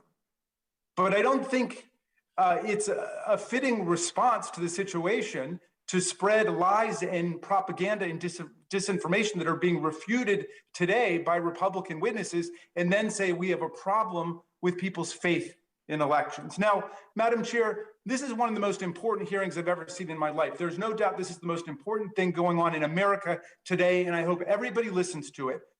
We have before us top-ranking, highly qualified election officials who happen to be Republicans, Chairman Sellers and Mr. Gates, who have told us that the election in Maricopa County was the most secure, verified election in our history. They have told us that the attacks on the election are a scam to keep people angry and donating. They have said that the attacks on the election are lies. They have explained to us that the elections in Arizona were free, fair, and accurate, and that Joe Biden won by more than 45,000 votes. This was confirmed by the counties, confirmed by the hand counts, confirmed by the machine counts, and confirmed by the people, over 90% of whom believe the lawful results. And yet still, we have people today in this hearing trying to perpetrate the big lie, which their own concocted audit itself discredited. So it's just a remarkable moment and an extraordinary thing for America to see here. Now, Chairman Sellers, let me come back to you. Was there any fraud or corruption materially affecting the outcome of the election in Arizona in 2020? No, and in fact, before we certified the election, we asked a lot of questions. You know, we had an over 2-hour meeting where the results of the election were presented to us. We were able to ask questions that had been presented to us by different people in our legislature and our Senate. And, you know, we very carefully went through everything before we canvassed and approved that election. You have invoked in this remarkable onslaught, which continues by Donald Trump and his followers against the election, a quote, staggering refusal to follow the will of the people, which of course is the essence of democracy. How do you explain this staggering refusal to follow the will of the people? Well, you know, I'm not sure how I explain it, because a lot of people don't seem to realize that the Board of Supervisors do a lot of things other than just elections. And we are the fastest growing county in the United States, and I'm so anxious to get us back on to doing the kind of things that are truly important for us to be doing, rather than relitigating things. And as people have asked questions about the audit and the things that have been brought up in the audit, virtually everything has already been answered. Our recorder is working on... At every level. And forgive me, I just want to ask you one last question before we go, because much has been made of the fact that you guys are Republicans. You've been lifelong Republicans, active Republicans, and all you're trying to stand up for is a free, fair, and accurate election against all of the lies and propaganda. But what if you were Democrats? You can only imagine what they'd be saying in that case. There are some people who just will not accept an accurate count in the election. And my question for you is, what does that mean for democracy if we have people who will question, even after all of these audits, even after all of this investment, the final result as determined by election officials? What does that mean for democracy? It's very troubling, because when you give people the facts and they still do not accept them, that's a problem. The gentleman's time has expired, and the gentleman is recognized for a point of order? No. Okay, all right. The gentleman from Ohio, Mr. Jordan, is now recognized for 5 minutes. Thank you, Madam Chair. The previous member just said bemoan the results and talked about the big lie. Well, how about the big lies? How about all the lies the Democrats have told us over the last couple of years? Democrats told us the protests in the summer of 2020 were peaceful. Democrats told us the dossier was real. Democrats told us Trump colluded with Russia. We had a $30 million investigation done by Bob Mueller that said that wasn't true. Democrats told us the Russian bounty story was true. Democrats told us COVID didn't start in a Chinese lab. Nope, didn't start there. It was a bat to a pangolin to a hippopotamus to Joe Rogan, and we get no. And then Democrats for 4 years told us the 2016 election was stolen. They could investigate that for 4 years. We're not allowed to question some concerns we have about the 2020 election for 4 minutes, but they could investigate that for 4 years. In fact, on January 6, 2017, Democrats objected to more states than Republicans objected to on January 6, 2021. Mr. Raskin himself objected to the state of Florida, to certifying the results from the state of Florida on January 6, 2017. But we're not allowed to ask questions.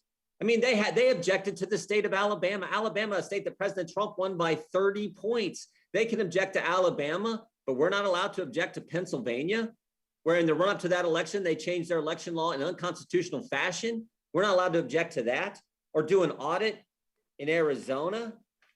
Give me a break. Mr. Becker, the chairwoman, in her opening statement, the chairwoman criticized the fact that private funds were used to finance the Arizona audit. Do you share her criticism of that?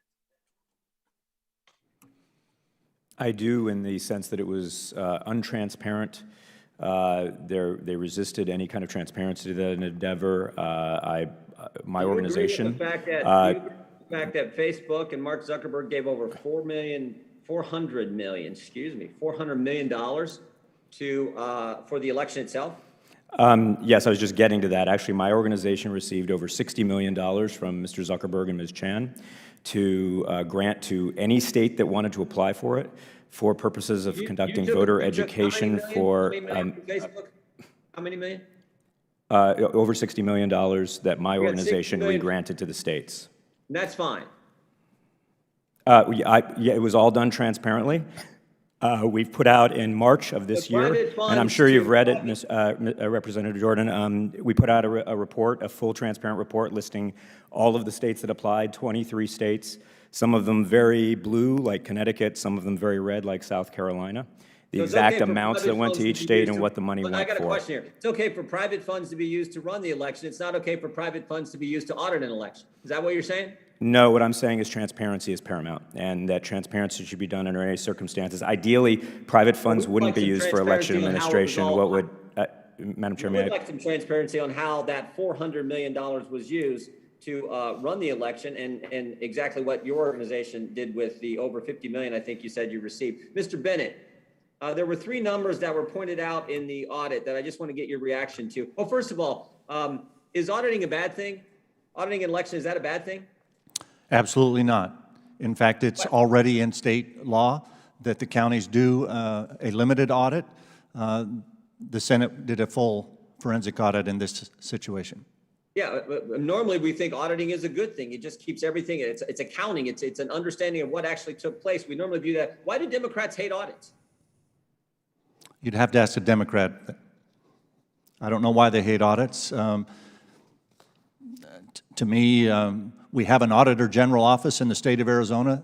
Every state agency is audited every 3 or 4 years, some annually. Everyone seems to support that. I think audits of elections are warranted as well.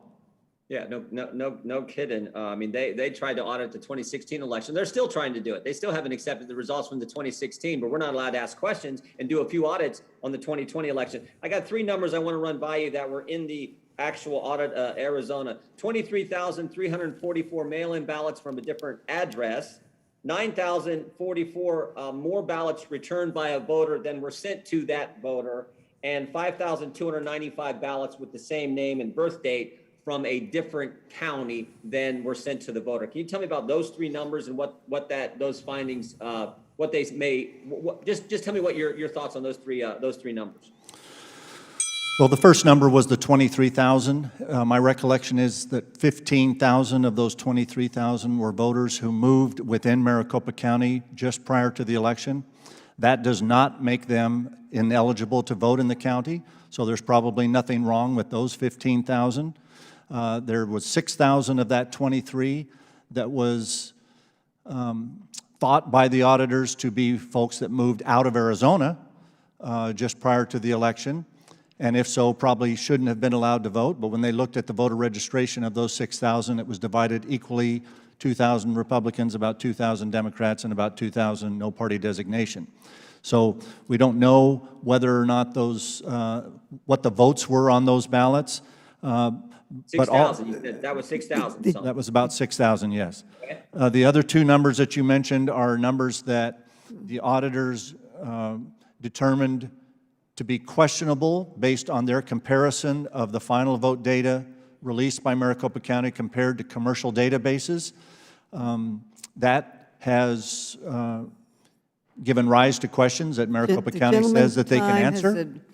And so, as I said in my testimony, we welcome answers and verification of that from the county. Okay. What about The gentleman's time has expired, and maybe we can get these answers in writing on that. The gentleman from Georgia, Mr. Johnson, is recognized for 5 minutes. Thank you, Madam Chair, holding this very important hearing. My friends on the other side of the aisle claim that our democracy is strengthened when close elections are subjected to forensic audit by outside entities. And I think that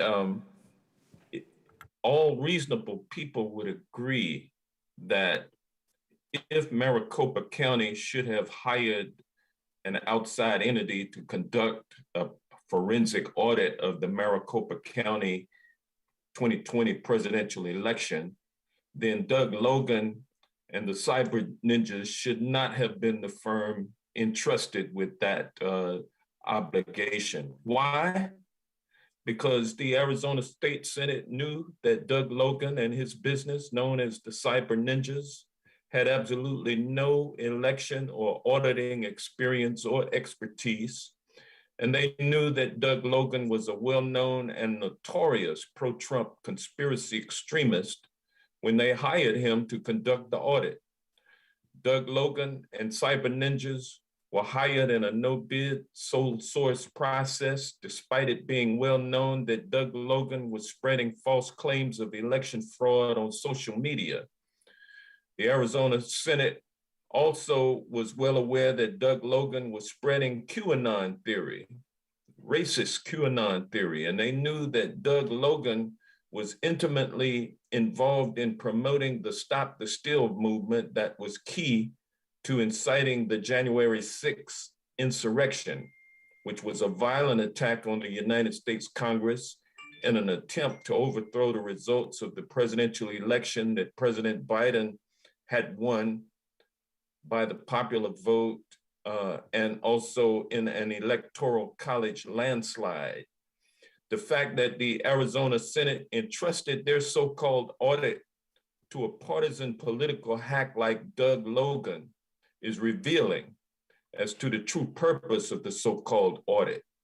The real reason why the Arizona Senate entrusted this process to Doug Logan and the Cyber Ninjas was to undermine public confidence in our elections while providing a false justification for efforts in Georgia with its infamous Senate Bill 202, and also in Arizona and other states around the country to pass laws making it harder to vote and easier for partisan officials like those in the Arizona Senate to subvert elections.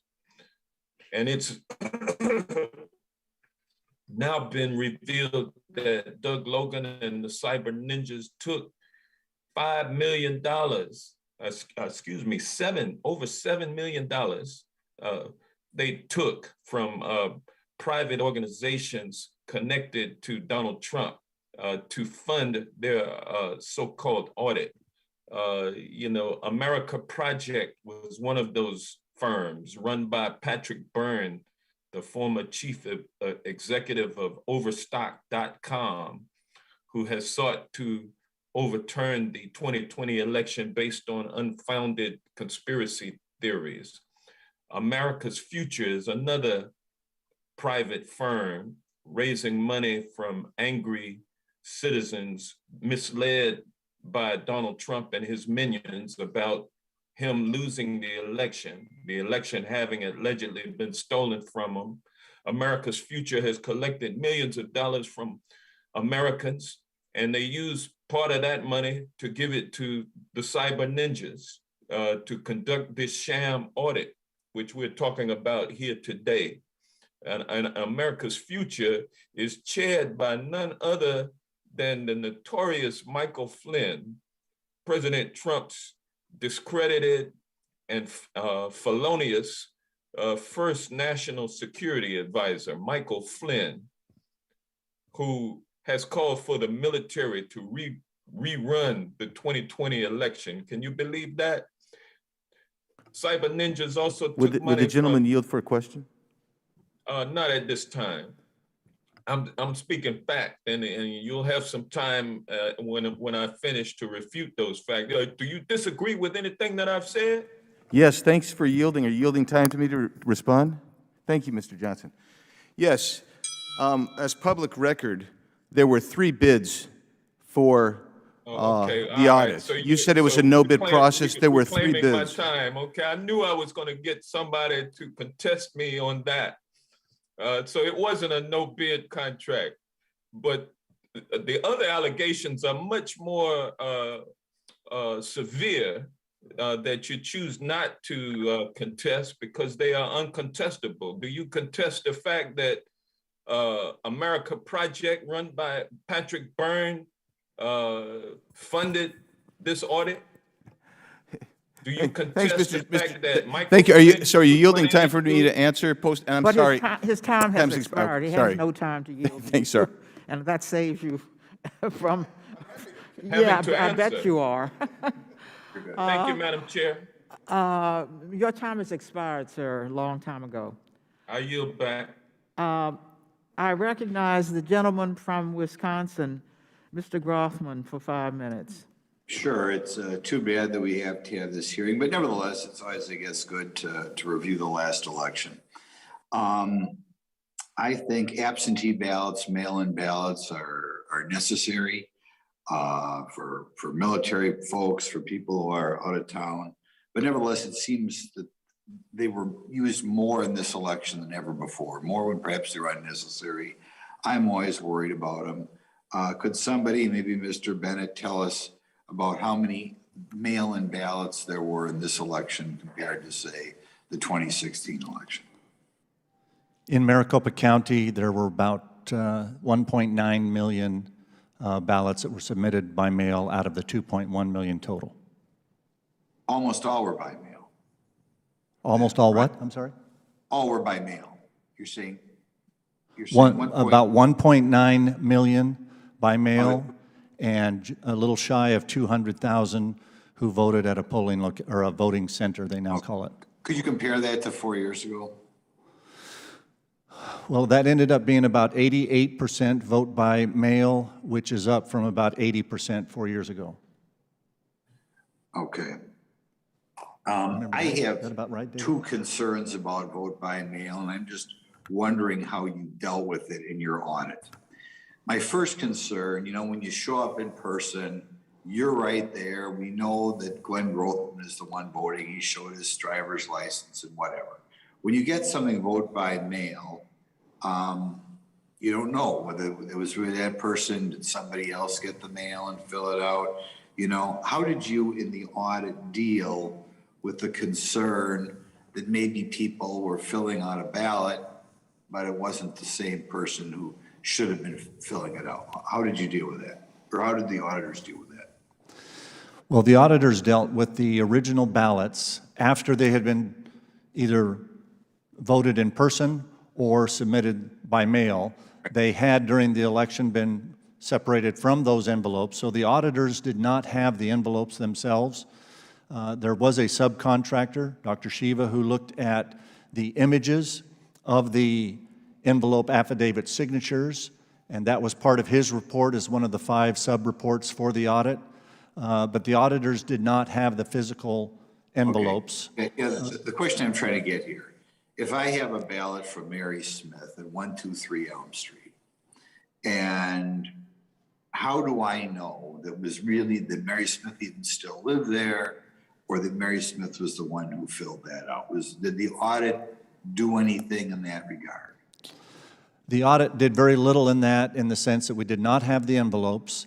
The answer to your question is, in Arizona, if the envelope is returned and the county election department can tell that it's a valid envelope that they had sent to a voter, there's a barcode where they can check, and it pulls up the voter's information. And then there's a signature box, which is the affidavit that that voter is verifying that that's their ballot inside. So in Arizona, we do it primarily by verifying the signature in the signature box as matching the voter registration information that the county has on record. Okay. Next question I have, my other concern that I always wish we wouldn't have so many vote by mails is somebody else influencing that person, right? If I vote in person, you know, there's nobody next to me, there's nobody checking the box for me, there's no, I make sure you're going to vote for President Trump here. Is there any way we can check if there was undue influence of that nature? Not to my knowledge, Congressman. Okay, you think that's a flaw in the system, flaw in having too many absentee ballots, and that we really will never know if, you know, people were, you know, people's boyfriend or girlfriend said you have to fill it out this way, or coaching. We're never going to know that, right? It's hard to know that. In Arizona, most counties, well, all counties put a line underneath that signature box, which invites the voter, if they did receive assistance from someone to help them cast their ballot, a name can be entered there and a phone number for contact. Do you feel, or maybe I'll even ask Mr. Sellers here, because I think part of the purpose of this hearing is to see whether we should change the election laws in any way. Do you feel that those are, and there's nothing against you guys, how you administer, but do you feel that there is a flaw in absentee voting, in the sense that I'm not sure we can really ever know, you know, who filled out that ballot, or if that person was being coached, and that those flaws do not happen when you have to vote in person? I believe, Congressman, that we can make some significant improvements for voter identification purposes, a driver's license number or some other type of data that can be confirmed by the county, to make sure that those vote-by-mail ballots were cast by the voters themselves. The gentleman's time has expired. Thank you. The gentleman from Vermont, Mr. Welch, is recognized for 5 minutes. I thank the chair. There's a frustration about having these hearings, for me certainly, but probably for many of us, because we're accustomed to having the vote in the election occur, the votes be counted, and then the candidate who got the most votes be accepted as the leader of the country. That's in dispute now. And there's 2 elements here that are relevant. One is the role of President Trump himself, and the other is the role of social media. We know that President Trump used enormous energy and effort to promote his theory that he won the election, it was stolen. The call to the Georgia Secretary of State, the invitation to the Capitol riot, all the folks who showed up on January 6th, the pressure he put on the Justice Department, essentially threatening to fire Mr. Rosen and replace him with a loyalist. These lies, the assertion he made that he won the election, it was stolen, was picked up by social media. And what we now have is a situation where we're having this hearing. And even today, Mr. Biggs won't even acknowledge that President Biden was the elected leader of this country. Won't accept that. State it. Not a hard question to answer. Second, Madam Chair, in I'd like fact, an the opportunity to majority respond of the since he's mentioned me by majority name. of the Republicans, according to polls, do not believe that Biden was elected. point of order. And why is that? It's because The gentleman has cited a point of order. Just a moment. Madam Chair, I've been cited by name, and my statement has been misconstrued and actually misstated. If he's going to continue, I'd like an opportunity to respond to that at some point. Madam Chair, that is not a proper point of order. That is not a proper point of order. Not a proper point of order. Would the gentleman continue? Thank you. So we have this situation where the president, who is trusted by the folks who voted for him, is telling them a lie that he in fact won the election. So it's not surprising that the majority of Republicans and candidates for Congress on the Republican Party are asserting that the election was stolen. So I want to ask a few questions, both about the big lie and also about media. The July 15th Cyber Ninja CEO Doug Logan claimed there were 74,000 mail-in ballots that have been counted with no record of having been sent in. They were, in fact, as we know, in-person early ballots. Is that right, Mr. Sellers? I want to ask you about that. I'm sorry, could you repeat the question?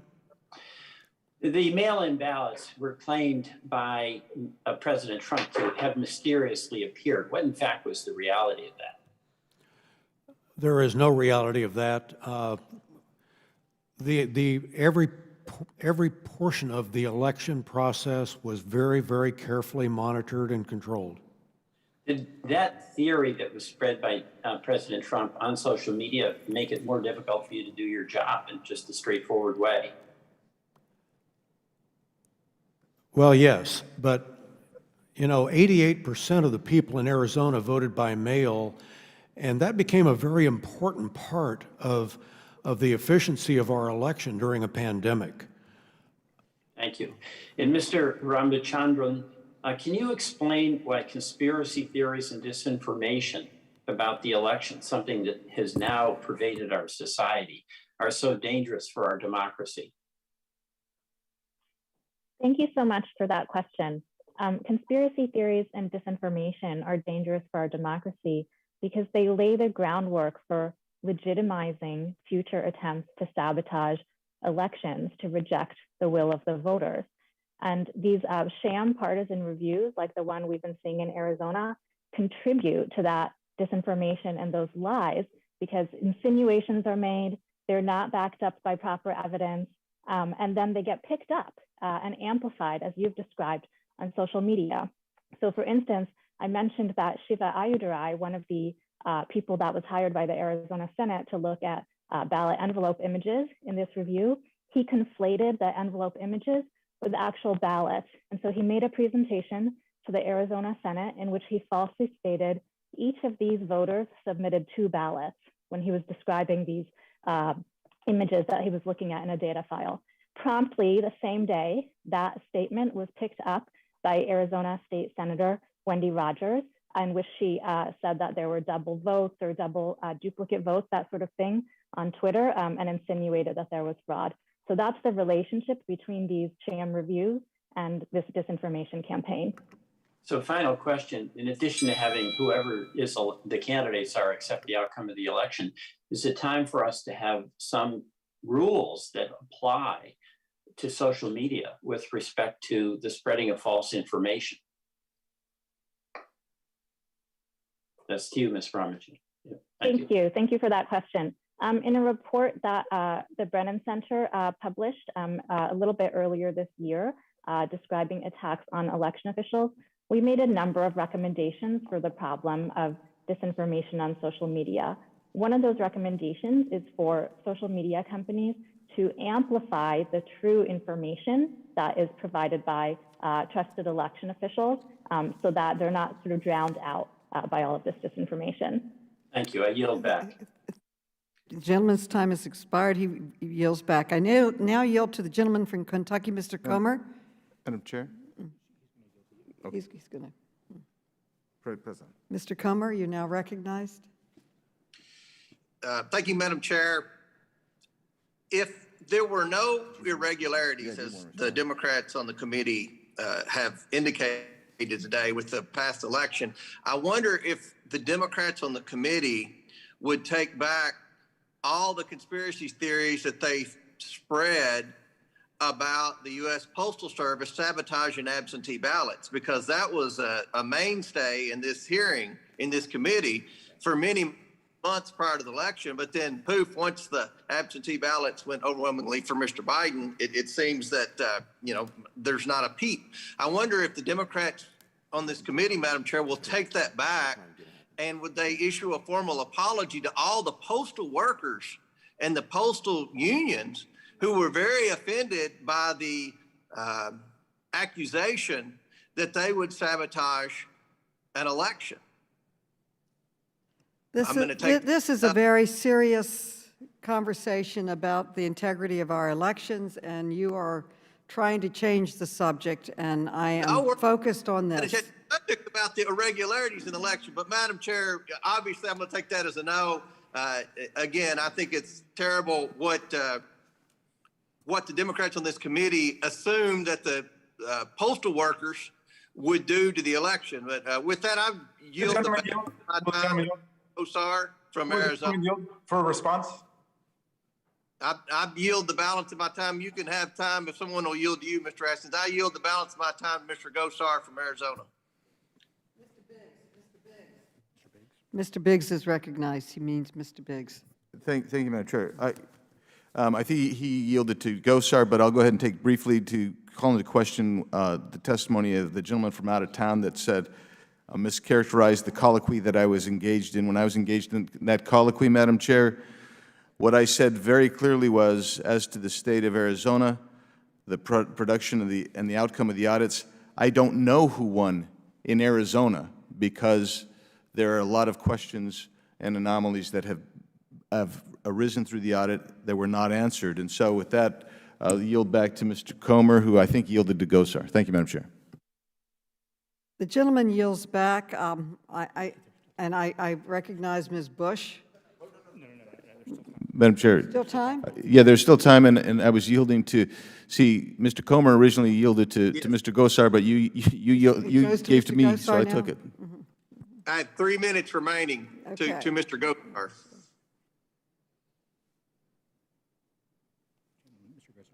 Mr. Gosar. Mr. Gosar, you recognize Mr. Gosar? Is he on?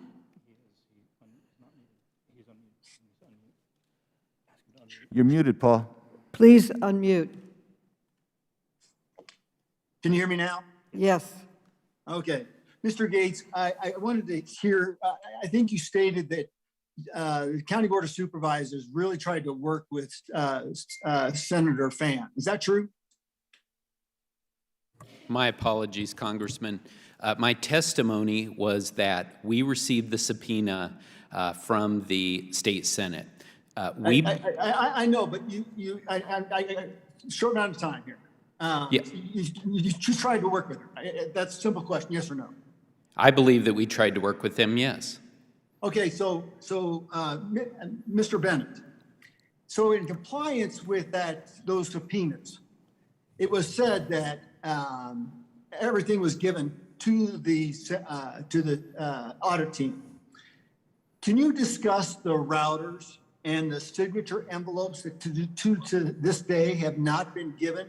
In fact, they've instructed every single way to be able to validate and have more information to this audit team. Can you address that, Mr. Bennett? Yes, as to the routers, I was told personally by one of the staff in the county attorney's office that they would provide those routers when they delivered the ballots and the machines. When that did not occur, I was told in person that they would provide virtual access to the routers within the next couple of weeks. When that didn't happen, we were then told that there was a problem within the county to secure Sheriff's Department Social Security numbers and county health records, and that we would not have access to them at all. I believe that just within the last few weeks, the Senate and the county have come to an agreement to jointly appoint a special master to allow the routers and the Splunk logs and all of the other things to be looked at as far as the internet connectivity. As to the ballot envelopes, was that your second question, Mr. Gosar? Yes, it was. To my recollection, the ballot envelopes were not on the January subpoena, and but the images of the ballots were, and those were eventually. Let me correct you. My understanding is the court order from the judge said all information pertaining to the election was mandated from the county to the oversight of the Senate. Is that not true? I was not at that hearing, so I would defer to yourself or others that may know better than I. I understand those premises. You know, this wasn't a lose-lose situation, and it was a win-win situation because trust is a series of promises kept. What better way to keep up the trust in your voters is by being transparent. That's why I find it very disheartening from the actions of the County Board of Supervisors and their attorneys fighting and kicking every step of the way. So the last thing I'd like to make sure is that the gentleman's everybody time on has this committee should expired. watch Kill Tame. The I gentleman's hope time everybody has watch Kill Tame. expired. The gentle lady from Missouri, Ms. Bush, is recognized. Ms. Bush. St. Louis, and I thank you, Madam Chair, for convening this hearing. Although the audit in Arizona failed to uncover any evidence of widespread fraud, it was successful in achieving its bigger goal, to pave the way for election subversion laws that are spreading across this country. We have all talked a lot about voter suppression in recent months as the House has considered historic legislation, but the threat of election subversion has received far less attention. So I'd like to hear from our experts, and I know going over this again, just to be clear, just having a very clear understanding for me, what election subversion is and how this audit has fueled it and what Congress can do to address it. So Ms. Ramachandran, briefly, can you explain what election subversion is, just to be, so it can be a little more clear and how it differs from voter suppression, the difference? Sure, and thank you for that question. I'm sure that different people would have slightly different definitions of all of these terms, but to me, election subversion is what occurs when someone tries to change the outcome of an election or manipulate the outcome of an election so that it does not reflect the true will of the voters. And of course, suppressing votes is one indirect way of doing that. Thank you.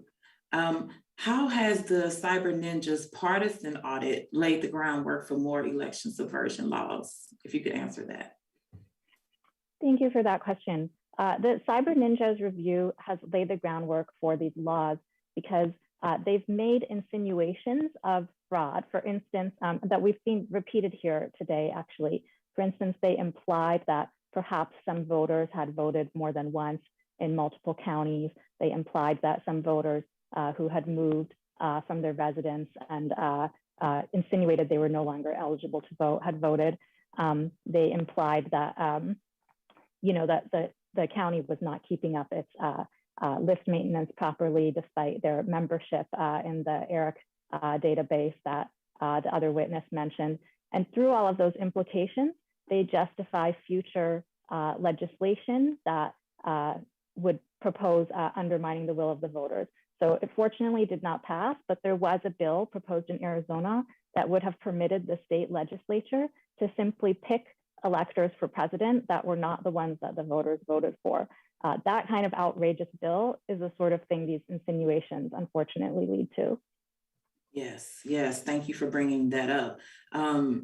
The Brennan Center has found that in this year alone, more than 200 bills containing election subversion provisions have been introduced in state legislatures across the country, and 24 of those bills have been enacted into law. How are these laws then used to subvert the legitimate election results? I know you kind of touched on it, but we know that they're extremely dangerous. So can you go a little bit further into that? Thank you so much for that question. I do have to apologize that it's a large effort to track all of these laws across the states, and I am certainly not the sort of primary lead on that effort at the Brennan Center, but I am familiar with my colleagues' work and the fact that there's a whole host of laws that make it harder to vote that have been popping up all over the country. Yes, and as you brought up, 2 months into Cyber Ninja's partisan audit in Arizona, HB 2720 was introduced by State Representative Shauna Bullock on May 24th, 2021. So Ms. Ramachandran, could you please explain what impact this particular bill would have on voters in Arizona, particularly Black, Brown, and Indigenous voters? Thank you so much for that question. If that sort of legislation were ever to pass in Arizona, the impact would be severe because the voters would be at risk of having their choices not respected in the election for president. There would be a risk that the state legislature would attempt to choose a different slate of electors than the slate that received the most votes, merely because they did not like the outcome of the election. And obviously that would be, that means risking the disenfranchisement of millions of voters in Arizona if that were ever to come to fruition. So this bill would allow the state legislature to override the popular vote in presidential elections up through Inauguration Day, which is a blatant display of white supremacy. It is profoundly dangerous for the survival of American democracy. If the people who run our elections do not believe in counting people's votes, it is clear that the threat of election subversion is present and grave. We must continue our oversight work to expose this audit and prevent anti-democratic election subversion laws from spreading any further. Thank you, and I yield back. The gentlelady yields back. The gentleman from Ohio, Mr. Gibbs, is recognized. Mr. Gibbs. Madam Chairwoman, I ask for unanimous consent for a letter that I sent to you and the committee from myself to be entered into the record. Without objection. Thank you. In this letter, I talk about disappointment of the work of this committee and oversight reform has performed under your leadership. Congressional oversight is one of the most important responsibilities of the United States Congress, and we are responsible for investigating alleged instances of poor administration, arbitrary and capricious behavior, abuse, waste, and dishonesty and fraud. Since the beginning of the Biden administration, our country has been faced with multiple crises and failures of executive leadership, and yet you have not allowed our committee to conduct oversight in these pressing issues. We have not examined the policies and decisions which have led to the southern border crisis, where apprehensions were up almost 500% compared to last year. Recently, former Chief of the U.S. Border Patrol, Rodney Scott, wrote a letter to the Senate and House leadership stating multiple options have been given to the Biden administration by civil service staff within Customs and Border Patrol, Immigration, and Department of Homeland Security on border security, but every recommendation has been similarly rejected. Last week, the Civil Rights and Civil Liberties Subcommittee conducted Part 6 of its hearing titled Confronting Violent White Supremacy, but you have yet to hold a hearing on the summer violence perpetrated by Antifa associated groups in the 2020, during which dozens of people were killed or injured, over 62,000 National Guard personnel were activated, and at least 14,000 people were arrested, and approximately $2 billion worth of property damage. Additionally, you continue to waste this committee's time examining state laws regarding abortion. A week after the House of Representatives passed the so-called Women's Health Protection Act, legislation to expand the right to kill a baby in the womb up until the day it is born, this committee does not have jurisdiction over state laws. The Supreme Court has the power to decide if state laws regarding abortion are constitutional and is already set to review the 15-week abortion ban law passed in Mississippi. Finally, on the ongoing national security and humanitarian crisis in Afghanistan, it is unbelievable that we have yet to hold a public hearing, including with Secretary of State Anthony Blinken and Secretary of Defense Lloyd Austin.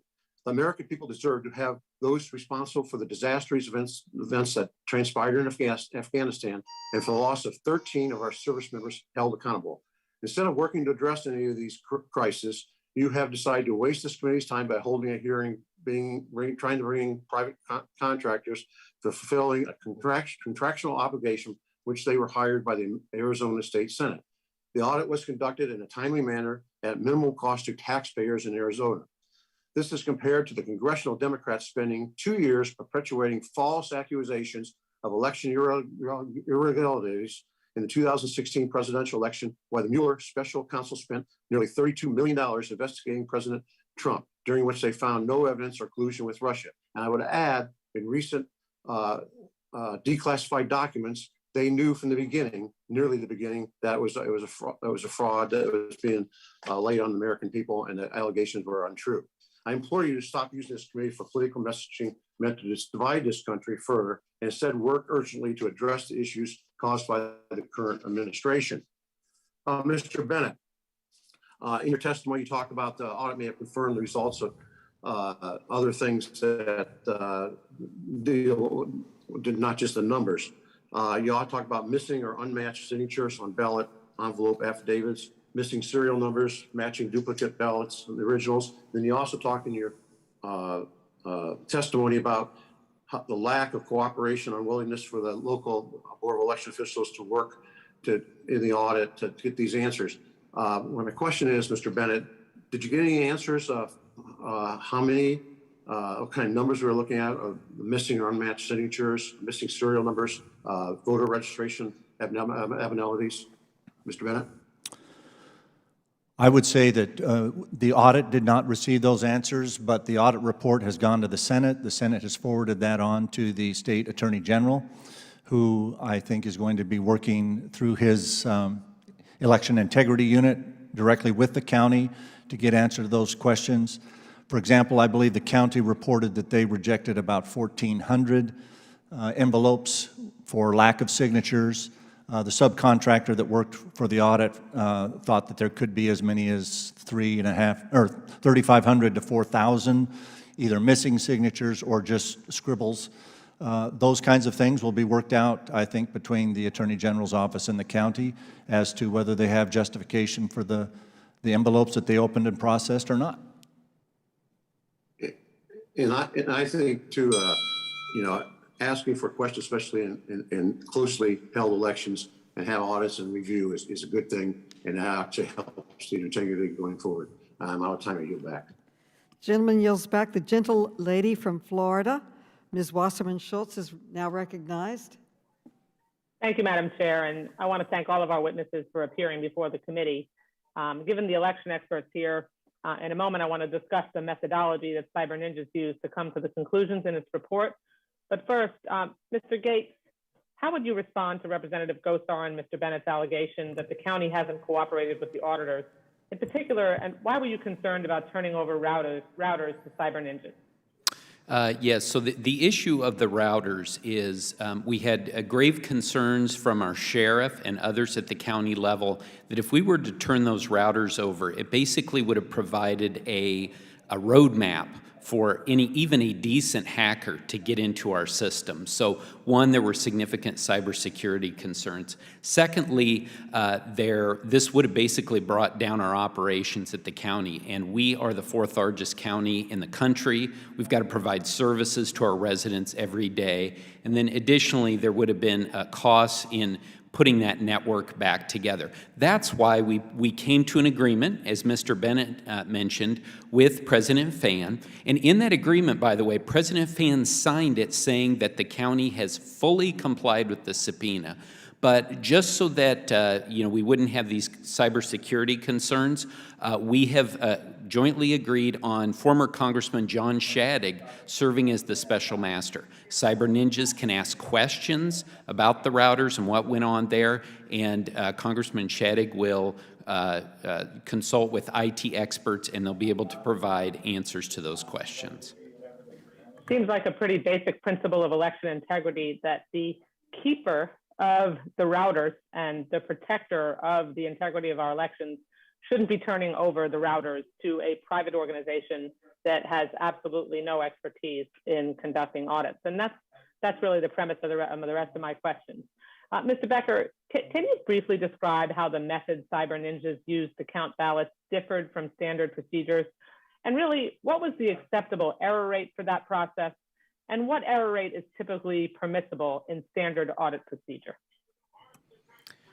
Thank you, Congresswoman.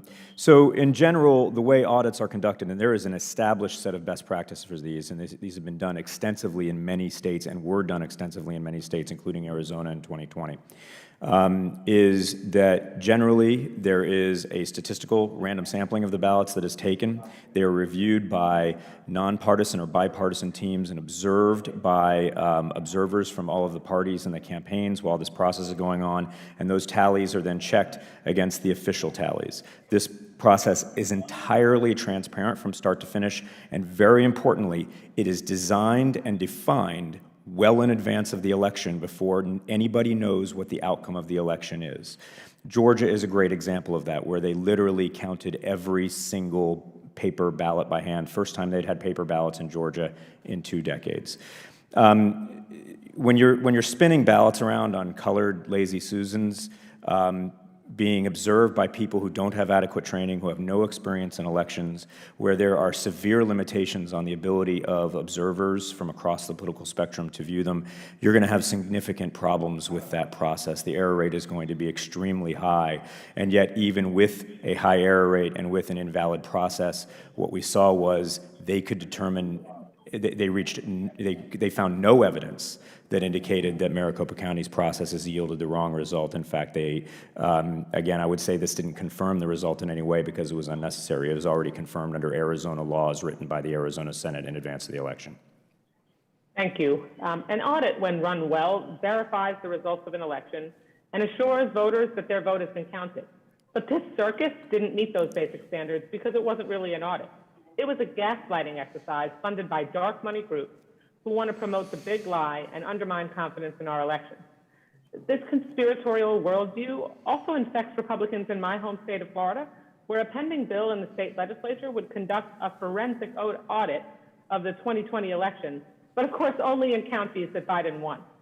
And this effort is especially puzzling given that the noted Trump lackey, Governor Ron DeSantis, heaps praise on the 2020 election process. These so-called audits aren't about unearthing facts. They're about ginning up justification for repressive voting rights laws that prevent Black and brown people from access to the voting booth and helping Republicans lay the groundwork for setting aside the work of local elections officials so they can possibly usurp future elections. These are democracy corrosion exercises, nothing more. So thank you very much for your testimony, and I hope the committee remains continued, and I trust that we will continue to election integrity, not promoting the big lie as our colleagues have been doing since the end of the election. I yield back the balance of my time. The lady yields back. The gentleman from Louisiana, Mr. Higgins, is recognized for 5 minutes. Mr. Higgins. Thank you, Madam Chair. How dare we? How dare we? How dare the sovereign states and free Americans challenge the oppressive, omniscient authority of the all-powerful national democratic machine? How dare we exercise our legal and constitutional rights to question irregularities of an incredibly significant election? We have thousands of affidavits signed by American citizens regarding very suspicious election irregularities on the days and weeks leading up to the 2020 election, and specific shocking observations of electoral sabotage on election day itself. When my colleagues summarily dismiss the sworn affidavits of American citizens as liars and conspiracy theorists, yet an illegal alien crossing our border with a scripted plea for asylum taped to his head, he's seen as a paragon of virtue.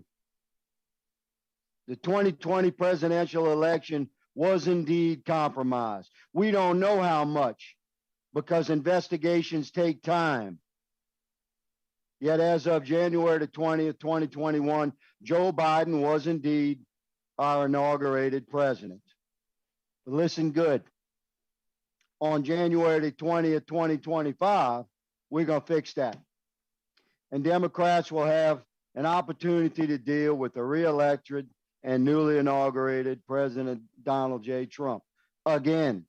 And I have no doubt that my Democratic colleagues across the aisle will object. Madam Chair, I yield the remainder of my time to my friend, colleague, and gentleman from Arizona, Mr. Biggs. Thank the gentleman for yielding. You know, I'm straining at a gnat. I know this is going to go back, Mr. Gates. I'm just going to tell you that Bob Christie of the AP, and you know who Bob is, and I know who Bob is for Arizona, on February 5th, said that the County Board of Supervisors asked a court Friday to quash a state Senate subpoena. Well, you and I can continue that conversation offline, but we got so much more to go to. I'm straining at a gnat, but that just, I don't know, it's just bugging me, okay? I just want to make sure we get that out somewhere. So, Mr. Bennett, what's the standard error rate on audits run by Maricopa County? Well, in Arizona state law, when you do a hand count, it's a very limited hand count. And that's the audit that we're talking about here, that they claim that they did. Yes. For example, in this election, the total number of ballots processed by Maricopa County ended up being processed in 10,341 batches, most of them at 200 per batch. As the first mail-in returns were coming in before election and before being counted, 52 batches were set aside as potential batches to hand count verify. 26 of those 52 were randomly selected through a process that's stipulated in state law. And it was those 26 batches, totaling about 5,000 mail-in ballots, that were hand counted and compared with the tally by the election machines that Maricopa had run. And in this election, their hand count audit, as it's called in Arizona, matched exactly. They said there was no difference between the machine count of those 5,000 ballots and the hand count done by bipartisan teams. But that's 26 batches of ballots out of 10,341. It's very front-loaded, and it's not a random sample of all 10,341 batches. It's just, and I guess that's part of the essence of this. It's not even a random sample. Correct. Yeah, and so that changes the nature of what you're looking at. You're looking at, with a full forensic audit, you're trying to get it everything you can. Mm-hmm. Yes. So, and what I'm trying to understand is if I understand right, there were chain of custody issues and other statutory violations that you mentioned in your opening statement. Now, I'm trying to understand if my colleagues, not my colleagues, but my friends over here from Arizona are saying they're okay with those laws, those statutory violations. I'll just, Chairman Sellers, you got your mask off, so I guess you're ready to go. So I'll ask you, are you okay with those statutory violations? I frankly don't believe there were any statutory violations. So you don't think the chain of custody, you don't think that was a violation at all? We were very, very careful with our chain of custody. I can't speak for what happened after it left our chain of custody because the Arizona Senate signed off accepting responsibility once we delivered the ballots. But the testimony today is that you had chain of custody problems that were inherent in what you delivered. You didn't see that? I disagree with that. Okay. The gentleman's time has expired. The gentleman from Maryland, Mr. Sarbanes, is recognized for 5 minutes. Thank you, Madam Chair, for doing this very important hearing. There's two things that should make us really nervous about this phishing expedition, the sham audit that was conducted by Cyber Ninjas. One is that Cyber Ninjas doesn't really have the qualifications to conduct this kind of an audit in an authentic fashion. And so that's obviously a source of real concern. The other is how this thing was funded. And I know a couple of my colleagues have already referred to it, but I'd like to go into that a little bit more. We know the Arizona Senate only agreed to pay Cyber Ninjas, I think, $150,000 for the audit, which was far short of what was ultimately needed to conduct this thing. Instead, what happened was the Republican Party in Arizona went out to raise funds from dark money groups, these 501c4 groups with ties to President Trump and ties to the big lie narrative. And they raised $6.7 million from those groups, which was 98% of the cost of the audit overall. Ms. Ramachandran, does the public have visibility into the donors who contributed to these 501c4 groups? Thank you so much for that question. No, there's been minimal transparency into the donors. There's been a small amount of disclosure from Mr. Logan about some of the top groups, the top C4s that you mentioned. But as far as who in turn has donated to those groups, I'm not aware of any publicity on that front. And are legitimate election audits usually funded by dark money groups? Why or why not? Thank you. Legitimate election audits are usually performed by election officials with members of the political parties present, observing, and with meetings open to the public. They're not very costly. They are generally funded from within the budget for the elections office, and it would be ideal for them to continue to be funded in that way. I know that in the Freedom to Vote Act, Congress has called for risk limiting audits and has also called for appropriations to help support election officials in moving towards those audits. Thanks very much. That's how it ought to operate. You know, if you look at some of these groups that funded the audit, this sham audit, you've got a nonprofit chaired by former national security advisor for Donald Trump, Michael Flynn. That was $1 million coming in from that group.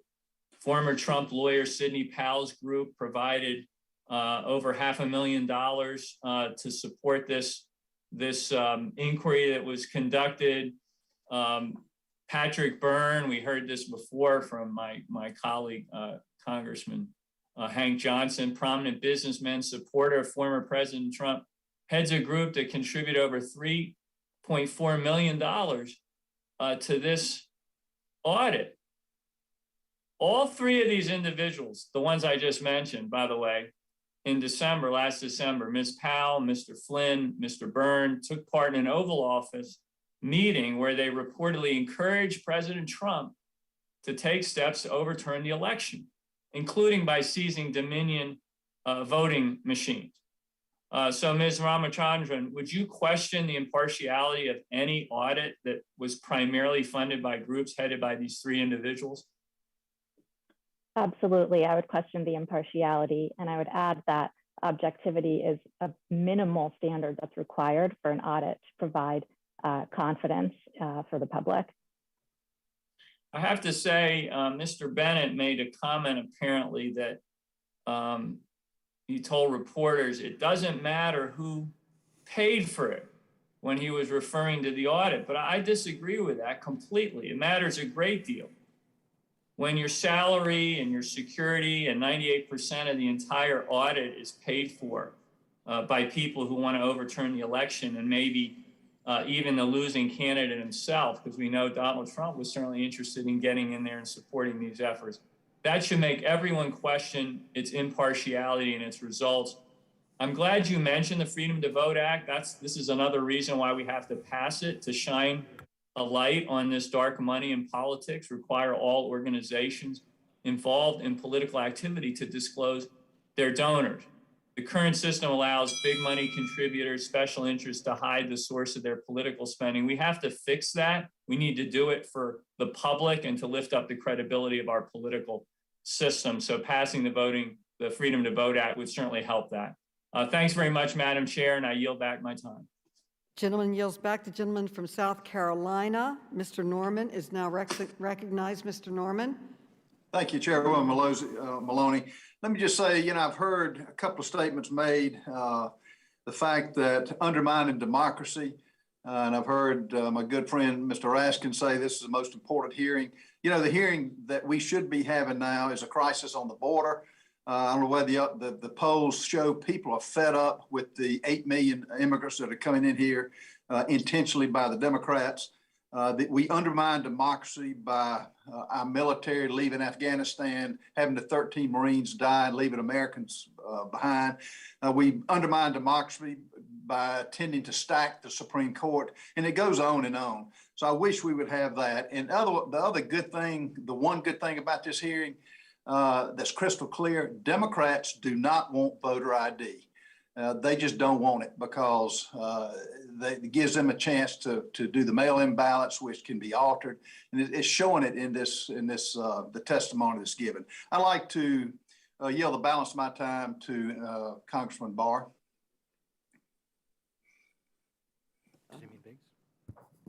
Andy? Yeah. You mean Biggs, right? Not Andy Barr. Biggs. I'm sorry. I'm sorry. Boy, that hurts, but it hurts Mr. Barr far worse than it hurts me. I'm sorry about that, Mr. Barr. Thank you, Mr. Norm. Appreciate that very much. So I'm going to direct a few of these questions. I'm going to ask the Arizona folks here these questions. So I'll start with Mr. Bennett, and then we'll try to work on down so everybody can get there. Is it standard practice to delete files off a server after an election, Mr. Bennett? I hope not. So, Mr. Gates, will you agree with that? I would say that it is appropriate to maintain files, and that's exactly what we did. We deleted, the deleted files that have been discussed, they were archived. So you admit that you guys did delete, Maricopa County did delete files off the server after the election? That are archived. Yeah, and so when you released these servers and this information to the auditors to begin with, they didn't have access to those archived files at first. Is that fair to say? They did not subpoena those, that's correct. Okay, so you didn't feel obligated to turn that over then to them? We responded to the subpoena. Okay. Mr. Bennett, your response to that? I find it frankly laughable to suggest that a county, in response to a subpoena, could say we will delete files from the hard drives and materials that we give to the auditors because we have those files archived on data that we did not give to the auditors when the subpoena said turn over all the records related to the election. Yeah, see, that's the way I read the subpoena. It was more broadly than the county read it, for sure. So, so your Twitter account mentions that the purging of the 2020 election database in the beginning of February is a standard practice. Can you please confirm for me that that's what you do for all elections, after all elections that you do that? I cannot confirm that for you today, but we can certainly get you that answer, Congressman. Thank you. Mr. Chairman, can you confirm that today or not? I really can't confirm that either today. I just know that because there is limited space on these servers, when you have to run another election, then you have to make room for the additional election data. So was there additional, was there still, well, let me just rephrase this. If that is the standard practice, which is kind of, I don't think you guys are saying that you know for sure, but the chairman just intimated that that's the case. Can you explain to me why data was still present for prior elections on the databases in and of itself? Yeah, again, I don't have an answer to that question, but we'll certainly get you an answer for it, Congressman. Okay. All right. I would appreciate if you would give me that information. And I do think that it's important that our recorder has suggested that he will be answering every question in a timely fashion. That's the same recorder that campaigned that Adrian Fontes was incompetent and called him a criminal. And he was the guy that was running the 2020 election, and you actually hired someone to oversee Mr. Fontes because you guys didn't trust Mr. Fontes as well. Is that the same guy? Is that the same Stephen Richard? Yeah, I wouldn't put it that way exactly. But what we did was we did have statutory and boards, as you know, Congressman, boards of supervisors have responsibility for election day operations, and we took that back so that we would have 4 Republicans and 2 Democrats overseeing the 2020 election. We thought that was important. I'll yield back. Thanks. The gentleman from California, Mr. Rokana, is now recognized. Rokana. Thank you, Madam Chair. Mr. Bennett, you testified that the most significant finding of the audit is that the hand count of the physical ballots very closely matches the county's official results in the president and U.S. Senate races. That finding is frustrating to many who expected the audit to prove a different election result. I appreciate your honesty in that, so I just wanted to get a few things straight under oath. And please be brief since my time is limited. Mr. Bennett, given your statement, did Cyber Ninja's hand count show that Joe Biden won more votes than Donald Trump in Maricopa County? Yes. If I heard your question correctly, did the audit show that Mr. Biden got more votes in Maricopa County than Yes. Mr. Trump? Yes, And the Yes. audit shows that. Do you have any reason to believe today that Joe Biden did not win the state of Arizona? Not other than the, question ballots, question envelopes. I mean, do you think he is the legitimately elected president? Yes. So when President Trump says, we won the Arizona forensic audit yesterday at a level that you wouldn't believe, and said of President Biden, he didn't win Arizona, he lost in Arizona based on the forensic audit, that is false, correct? I mean, I'm not asking you to pick a fight with the former president. I just want to make sure that people understand what the record is. That is not a true statement, correct? I would not characterize it that way. I was asked by the Senate to be the liaison to the Maricopa audit. The Maricopa audit found that the results were very similar to what Maricopa County canvassed in the official results.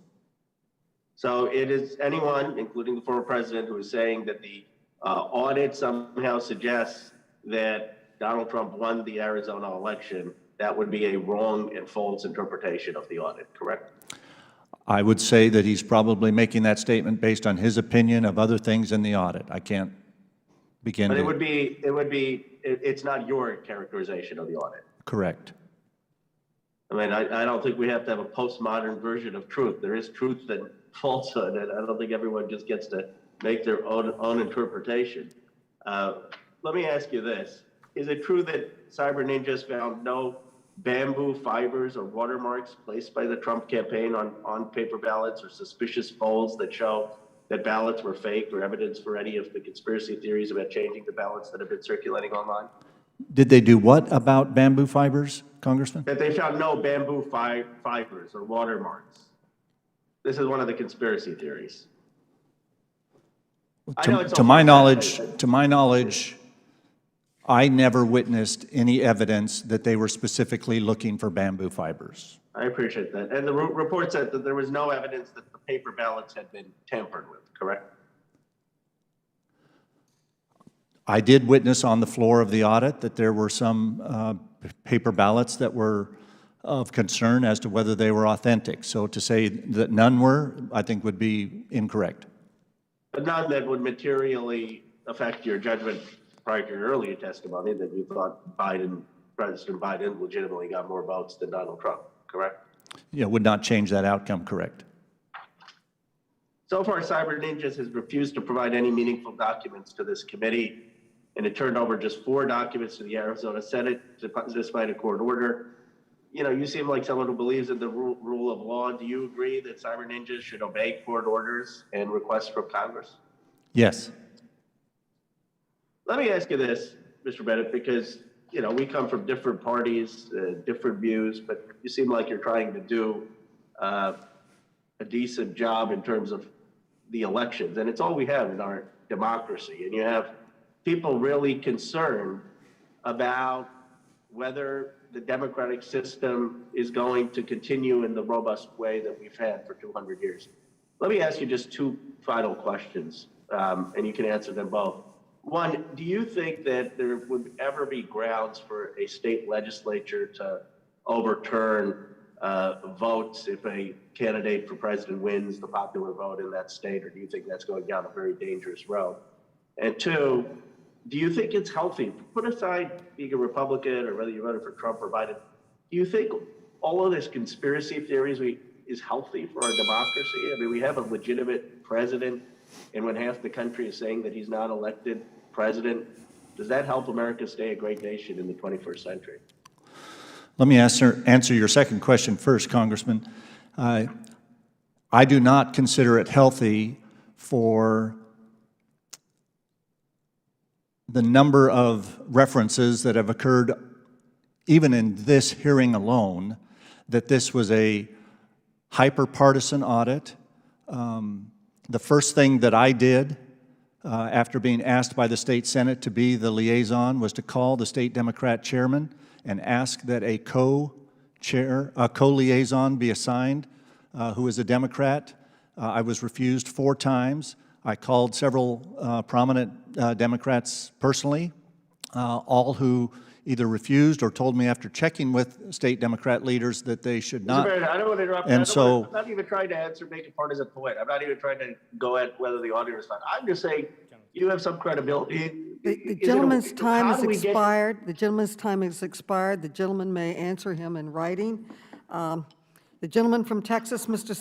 Sessions, is recognized for 5 minutes. Mr. Sessions. Madam Chairman, thank you very much. Mr. Gates, I'm interested in going back to some conversation of several members back.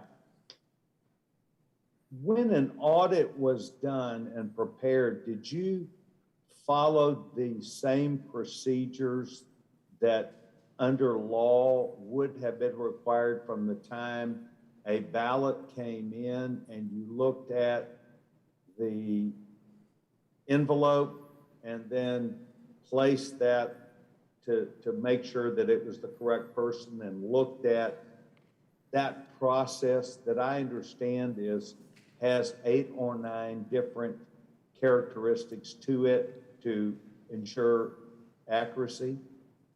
So which audit were you talking about, Congressman?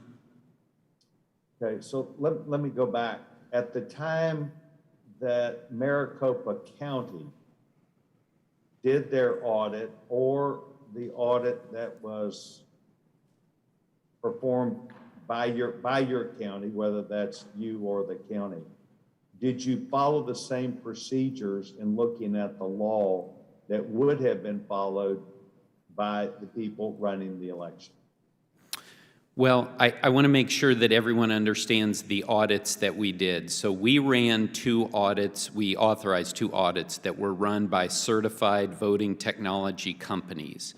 Now, you know, as Mr. Bennett referenced, at that point, you don't get to have any examination of the envelopes because the ballots have already come out. And in fact, the audits that we did were more focused on the machines themselves, on whether there was malware attached to the machines, whether there had been hacking, whether the machines had been connected to the internet, because there's been a lot of questions about that. So I want to be clear that the nature of the audit, the 2 audits that we authorized, didn't involve the full process because, frankly, you're unable to do that because when the ballot comes out of the envelope, it's separated. Does that answer your question? Well, it's your answer. I think you're trying to help me. What I'm suggesting to you is there a process that is normally followed by the elections administrators or workers at the time they receive a mail-in ballot? Is there a process? Yes, no, there absolutely is a process. I apologize. So there's been some discussion about voter ID as it relates to mail-in ballots, and that's something as an elected official I've been concerned about over the years, and we currently have signatures verification, and that's what happens when the ballot comes in. It does have, when the mail-in ballot comes in, it has a signature on it, and then the signature. Okay, so you and I working really well together. Was that process followed in the audit that you did? So again, I want to be clear, I'm not trying to be obtuse, but that particular portion, the signature verification, was not part of our audit because the ballot had come out, it's separated from the envelope itself. Okay, and I want to come back to that. I've got a question. Was there at any point in early voting an indication that was given by election officials that there would be no verification or audit process like what was given in Georgia, that was given by elections officials to say to people, all the ballots will be counted? I'm not aware of any indication given from Maricopa County that we would not do the normal signature verification on mail-in ballots and voter ID check for Election Day voters. So you believe then that there was no information given, public information, that would have swayed anyone to think that the full what are there, 8 or 9 different verification steps by a mail-in ballot person who's processing that? They check a number of things. Correct. Yes. I'm not aware of, go ahead. Okay, well, no, you answered the question. Okay, I've got 10 seconds left. Mr. Becker, there was a reference a minute ago to internet. Is there any state that allows an internet process to be utilized, or said another way, would it be against the law in Arizona for the internet to have been used? So I have no information at all that Arizona, which has been using the same very verified paper processes for years with extensive mail balloting, as Secretary Bennett pointed out, that there was anything connected to the internet. The most extensive use of even a small number of ballots that may have been transmitted over the internet that I know of is in West Virginia, where they have been using a pilot program there to allow for primarily military and overseas voters to transmit their ballots over the internet. So during the process of the early voting and day of election, in your opinion, use of the internet, by and large, except for West Virginia, would not have been allowed by law? So I'm not as much of an expert on Arizona law as the gentleman that I'm sitting up here just with, said but across the country. but what I tell you is I know Arizona election procedures extensively. I've not seen any evidence that that did exist or could exist. The Right. gentleman's Thank you time very has much. expired. Thank you, Chairwoman. The gentlelady from Michigan, Ms. Tlaib, is recognized. Thank you so much, Chairwoman. Thank you so much to all of you being here. I think this is so incredibly important. I know that in my community, we witnessed firsthand the radical backers of the former forever impeached president's attempt to prevent votes from being counted in one of the most beautiful, blackest cities in the country, the city of Detroit. But we all know it didn't stop there. Ever since Donald Trump was voted out of office by an overwhelmingly majority of voters in our country, he and his allies, led on the ground by Arizona State Senate President Karen Fann, have sought to turn Arizona into the poster child for their efforts to push false election fraud claims that failed elsewhere. Before their attempt, Chairwoman, to overturn the election, before it even started, I believe Senator Fann told the people of Arizona that it would be a, quote, big step in returning trust and confidence in our election process. Again, when the report was released, she said, quote, this is not about Trump. This is not about overturning the election. But you all should know, but as early as December 2020, she bragged that she was working with Rudy Giuliani and the president to get, quote, forensic audit, which, you know, in Detroit, we call that voter suppression tactic, the so-called forensic audit in Arizona. Supervisor Gates, as you know, you're under oath, yes or no, do you believe this so-called audit was about restoring, quote, trust and confidence in our election process? So I believe that some of the people who were involved in this, you know, some good volunteers who got involved, I think that really was what they were focused on. But unfortunately, I do believe that a lot of people who led this, that was not their major focus, was restoring confidence. Instead, I think it was more on raising doubts. And I think we're seeing that again today, quite frankly. Yeah, they misled so many of our American people that really fell for it. You know, Chairman Sellers, was it your impression that Senator Fann was willing to work with you to conduct a fair and impartial so-called audit of the votes in Maricopa County to help restore trust in the elections process, yes or no?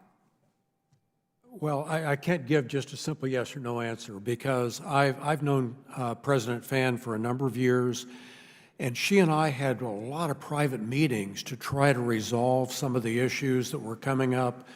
And early on, especially, I truly believed that her approach was to simply say there are questions from a number of our constituents that we need answers for, and I said I'm willing to work with you to get those.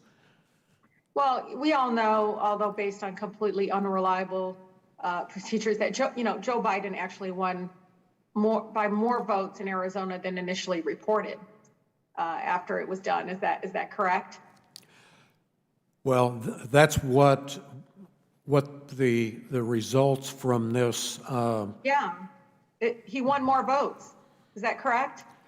At the end, it showed that he won more votes than it was initially reported in Arizona. Is that correct? I can't verify the results that the Cyber Ninjas got in their report. Okay, well, Secretary Bennett, is that correct? Yes, the hand count done by the audit Hand increased. count. Remember, not internet, y'all. Hand count. The hand count done by the audit reflected an increase in 350 votes as the margin Biden won in Maricopa County. So yet after the report was published, the former forever impeached president issued a statement claiming, I quote, and I think my colleague said, it's clear in Arizona that they must decertify the election. You heard the numbers. It's a disgrace. We won the Arizona forensic audit yesterday on a level you wouldn't believe. I mean, I apologize. Make no mistake, democracy is dying in America, folks. Fascism is here. We all must stand up against it. And we all, it's so incredibly important. I'm asking and urging my colleagues, especially my Republican colleagues, to reject this lunacy, these complete lies. And we have to be committed to committed to our democracy. I'll end with two questions very quickly, Mr. Becker. First, do partisan attempts to overturn the will of the people like the one in Arizona and the efforts being planned in other states restore faith and confidence in Americans in America's elections? No, and we're second, seeing. and we're seeing second, them do you- having disastrous consequences, and it appears. Absolutely. Yeah. And do you believe, and I'm sorry, because I only have 10 seconds, do you believe efforts like this are intended to lay the groundwork for states to pass laws that intentionally make it more difficult for some people to vote? I don't know what the intentions are, but the effects of this are that it is actually deterring many people from voting, particularly Republicans, it appears, because they are believing a lot of these lies about falsehoods about the integrity of the process. Thank you so much, and I yield, Madam Chair. Ladies, time has expired, and at the request of a witness, we will take a very brief bathroom break. The committee stands in recess for 3 minutes.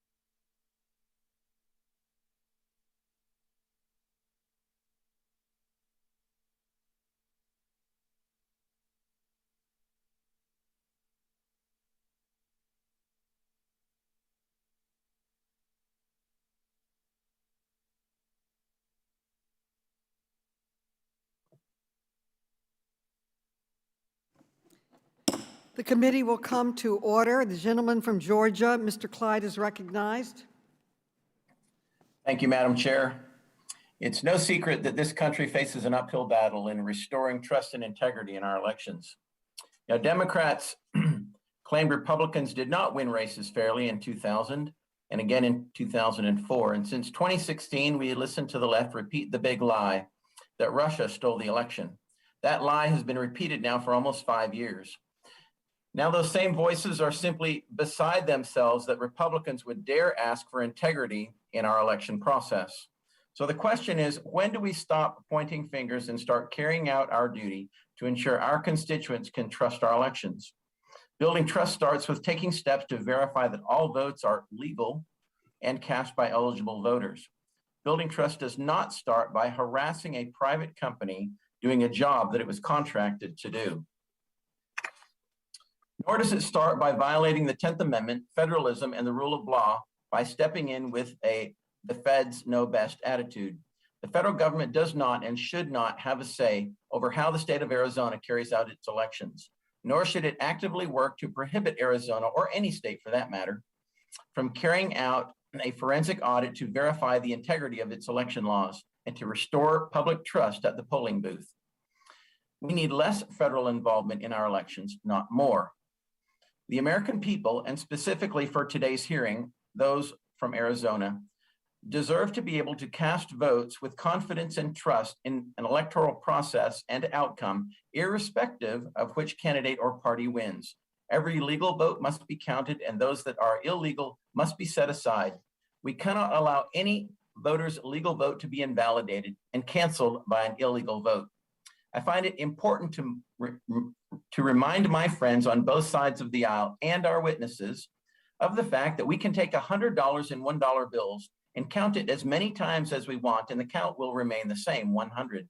But if many of those bills are counterfeit, you may have 100 pieces of paper in your pocket, but you sure don't have $100 in legal tender. That's the real issue here today. It's not just the count, it's the counting of legal votes. Illegal and counterfeit votes must be tossed out. That is a common sense rule that must be followed in Arizona, Georgia, and all other elections. Thankfully, my home state of Georgia has worked to fix the serious problems that plagued our state's election process, such as signature discrepancies on absentee ballots, off-hour ballot counting, and unsecured ballot drop boxes, just to name a few, so that voters can trust the process. I will do everything in my power to ensure that Washington keeps its hands off Georgia's election laws and that our state's 10th Amendment rights are not seized by the federal government. With that, I yield the remainder of my time to Mr. Biggs, so he too can keep Washington and this committee out of the business of the people of Arizona. Thanks. Thank the gentleman from Georgia. So this question for Vice Chairman Gates and Chairman Sellers. So either one of you can answer it. Don't need both, but just either one. So I'm trying to understand, because it gets on the thematic thing that we were talking about just a moment ago. I'm trying to understand how the auditors, whether they're the auditors you hired or the auditors that worked for the state Senate, how are they able to do any type of validation of the 2020 election results if the database was actually cleared before they got started? And again, that's something that I would prefer if we can provide a follow-up answer to you on that. But again, this was all available, and I believe there may have been a public records request. I'm not sure if there was on that, but you know, we can. But you had actually cleared the servers and you backed them up to the archive, you said. So just to change slightly, the auditors hired by y'all to do the audit, they were not FEC certified forensic auditors, right? They are certified to operate on these machines, and but not voting. They're voting system. They're from voting system laboratories. Right, but they're not auditors. They're not certified auditors because the FEC doesn't actually certify any forensic auditors for elections. Is that correct? They are people who understand how election machines work. They have significant experience. Okay, so I'm going to ask you a yes or no question because you and I can bounce around here. The FEC does not certify full forensic auditors at all. I I believe that's, oh, it's that the EAC that certifies them. They're not, they don't certify, EAC doesn't certify full forensic auditors. Now, that term, that full forensic auditor, I'm not familiar. I don't They think don't, I've ever. they don't do forensic auditors. They don't certify. What they certify deals with the machines themselves and tabulators and whether they can operate on those machines, right? And whether they've been Gentleman's time tampered has with and connected expired. to the internet. And without objection, Mr. Stanton is authorized to participate in today's hearing. Mr. Stanton, you are now recognized. Madam Chair, thank you for allowing me to participate in today's important hearing. I'm very disappointed that Mr. Logan declined to appear here today to address questions about how the Cyber Ninjas firm was selected to conduct a multi-million-dollar months-long partisan audit. I suspect the reason he isn't here is because he does not have good answers, that his involvement is one of the reasons the so-called audit was a fraud from the beginning. Mr. Logan has a history of spreading baseless conspiracy theories about the election. It may be one of the reasons why he was chosen to advance the false narrative by Mr. Trump's loyal followers in Arizona. I'd like to walk through a little of that history right now. On November 19th, 2020, Mr. Logan tweeted, quote, "Dominion servers in German were grabbed by the good guys in Germany," unquote.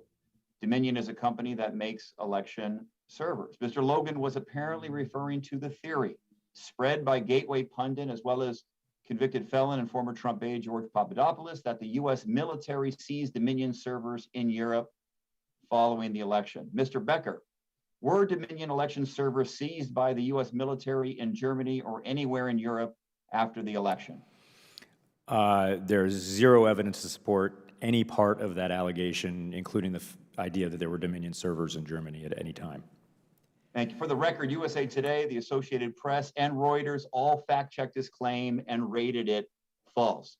According to USA Today, quote, "The U.S. Army denied performing such a raid, and the company whose purported servers were seized didn't even have servers in Germany," unquote.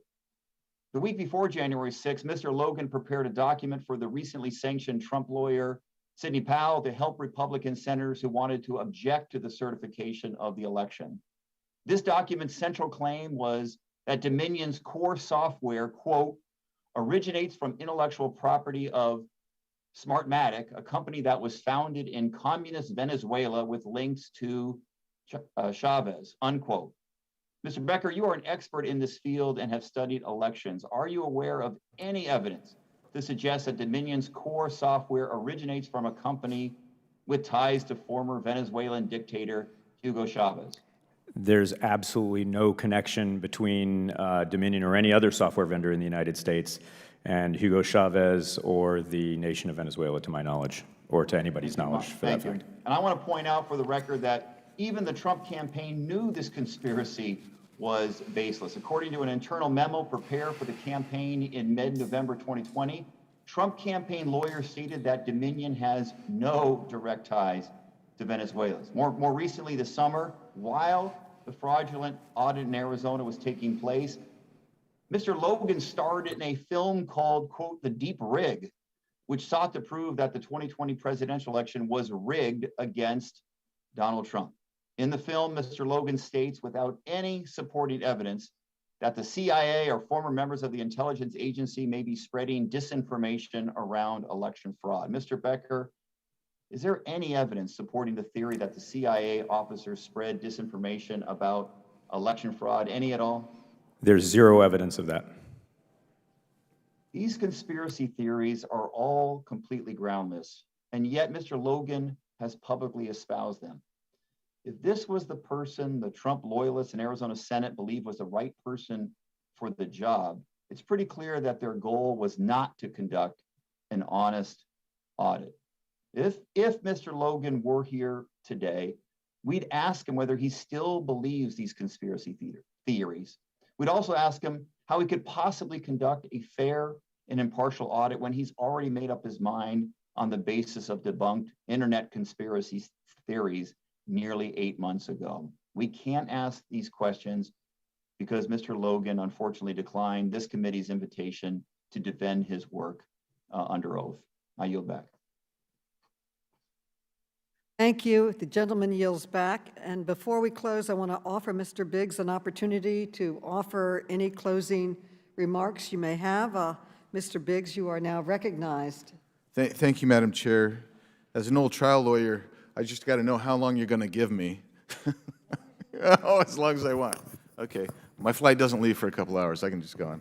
Anyway, thanks, Madam Chair. Appreciate it very much. I agree with so much of what colleagues on my side of the aisle have been saying today, that this is an unnecessary encroachment into Arizona's travails, if I can put it that way, over the audit and our election system. The Constitution leaves that to us.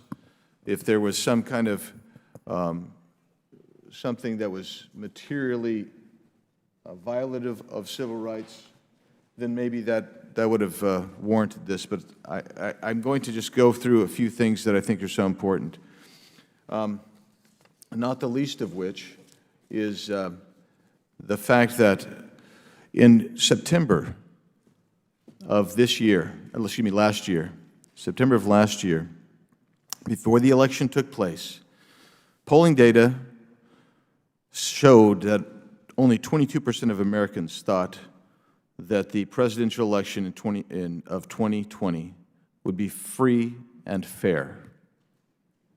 Only 22%. That was consistent with polling in 2012, 28, 24, and the last time that my Democrat colleagues believed that they legitimately lost an election was 1988. That's what the polling indicated. What we've heard called the big lie over and over today by our friends from the left and the Democrats is something that they set the gold standard for in 2016 and for the last 4 years. The question of the audit, as I mentioned early on, was bizarre to me because my colleagues across the aisle want it both ways. So they repeatedly, as one of them said, it is shameful. It is shameful that we had this audit. They kept going on and on. The last gentleman just ripped Doug Logan. I don't know Mr. Logan. I don't know his history. They ripped that. They ripped the dark money, the funding sources they had problems with. They ripped everything they possibly could about the audit, and at the same time that they were attacking the audit, they simultaneously argued that it buttressed their position as to who won the election. I view that as specious, inconsistent, fallacious. I was asked who won in Arizona. I don't know, because there were statutory issues with this election. No election is ever perfect, but in my mind, we've not resolved the issues that took place at this time. I had more questions to ask. We don't have time to ask more questions. I'm going to go without asking those questions and maybe submit them in writing. Maybe we can get answers in writing. There is so much underlying this, and this notion that this was a fraudulent effort to get at the root of this election, I think that's abhorrent in of itself. We should have welcomed an audit. I regrettably have to say that in my view, watching from outside, it certainly looked to me like the board was obfuscating and trying to prevent an audit. My recommendation early on was just do a full and complete audit. Get it over and done with. Resolve it. That's what I said in November. Resolve that issue. Put this thing to bed. And here we sit almost a full year later, and people still have questions about election integrity. I don't know how we're going to resolve that, but I do know that this continued antagonism towards this audit, while at the same time saying, well, it proves what we said, but it stinks, that's ludicrous. I would hope that we can have audits, meaningful audits. The audit that was conducted statutorily by Maricopa County, that was a statutory audit. But that really wasn't an audit. Nobody here would say, oh yeah, that's a full and complete audit. No, none of us would say that. It just isn't. It's meant to provide some kind of statistical reference point. And as Mr. Bennett, former Secretary of State of Arizona, pointed out, it simply was not even with a random sample. I had people who worked in polling locations who told me that came up and said they were concerned. I had people who worked on those boxes who said they were concerned. I think there's legitimate concerns. I'm not sure that the audit revealed those, but I can tell you what, both sides are further entrenched today than they were 6, 8, 10 months ago in Arizona. And that's a shame. That's a shame, and I don't know how we're going to resolve that. I'm going to yield 1 minute to Paul Gosar from Arizona. Madam Chairwoman, I would like to just ask unanimous consent to submit several transcripts to the record of Democrats and Republican senators and many others raising the same concerns as myself and my constituents. I asked for and several articles for the record. Without objection. Last thing I want to make the aspect is to really hit home. Mr. Biggs made it very, very poignant. Is Code 52 U.S. 271. It was passed by a Democrat majority over 50 years ago. It supports audits. It encourages audits and their findings. There is plenty of unanswered questions here. I talked about it earlier. Trust is a series of promises kept. The way you keep trust with the American people, with Arizonans, is be transparent. That's all that's asked. And when you look back at my testimony on January 6th, that's what I asked for. I asked for a 10-day moratorium to let any state have 10 days to look at an audit, to do it right. Look at Kill Chain. Please take the time to watch Kill Chain. It's hardly a conservative group that points it out. But this isn't a Republican or a Democratic issue. This is an American issue, getting it right. That when I cast my ballot for whoever is there that I cast it for, it goes there appropriately. And electronics, hand manipulation doesn't skew that aspect. That's all we're asking. So from that standpoint, I love the conversation back and forth, but I don't think people are bad like we're intending. Even Mr. Raskin introduced legislation because he saw electronic manipulation and problems. And it goes both ways, whether it be 2016, 2018, 2020, there's plenty to go around. So why not get it right this time? Why not be transparent? That's how you gain trust of the American people. Trust is transparency. Madam Chairwoman, thank you for the indulgence. I appreciate it, and I yield back. Thank you. And Madam Chair, I have some articles that I would submit recognize to you the record. for the purpose of putting items in the record. Thank you so much. One is a piece from February 26, 2021, Arizona Republic. Another one from Representative Shauna Bullock, dated February 2021, Washington Examiner. One from Glenn Greenwald, September 27th. A letter from Madam Chair to Honorable Trey Gowdy, dated April 5th, 2018. Another one from Representative Jerry Connolly, dated January 29th, 2018. And the last one from the Baltimore Sun, dated January 5th, 2017, entitled Rep. Jamie Raskin Not Seeing Electoral College Challenge for Trump. Without objection. Thank you. Okay. We have been told that Mr. Keller has logged on. Mr. Keller is now recognized for 5 minutes. Mr. Keller? Thank you, Madam Chair, and thank you very much to all our witnesses for taking time to testify before the committee today. Before addressing the subject of this hearing, I'd like to take a moment to urge the majority to use its oversight power to focus on any of the numerous crises facing our country, be it rampant inflation, the crisis on our southern border, the irresponsible way in which the Biden administration pulled out of Afghanistan, skyrocketing energy prices, or the staggering national debt, just to name a few. The price of natural gas alone is at a 10-year high. This must be addressed before winter sets in and Americans have to make difficult financial decisions just to heat their homes.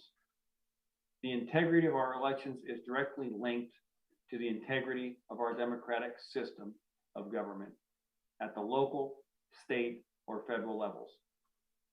While proper election protocol is essential, the matter of Arizona election audit is fundamentally a state issue.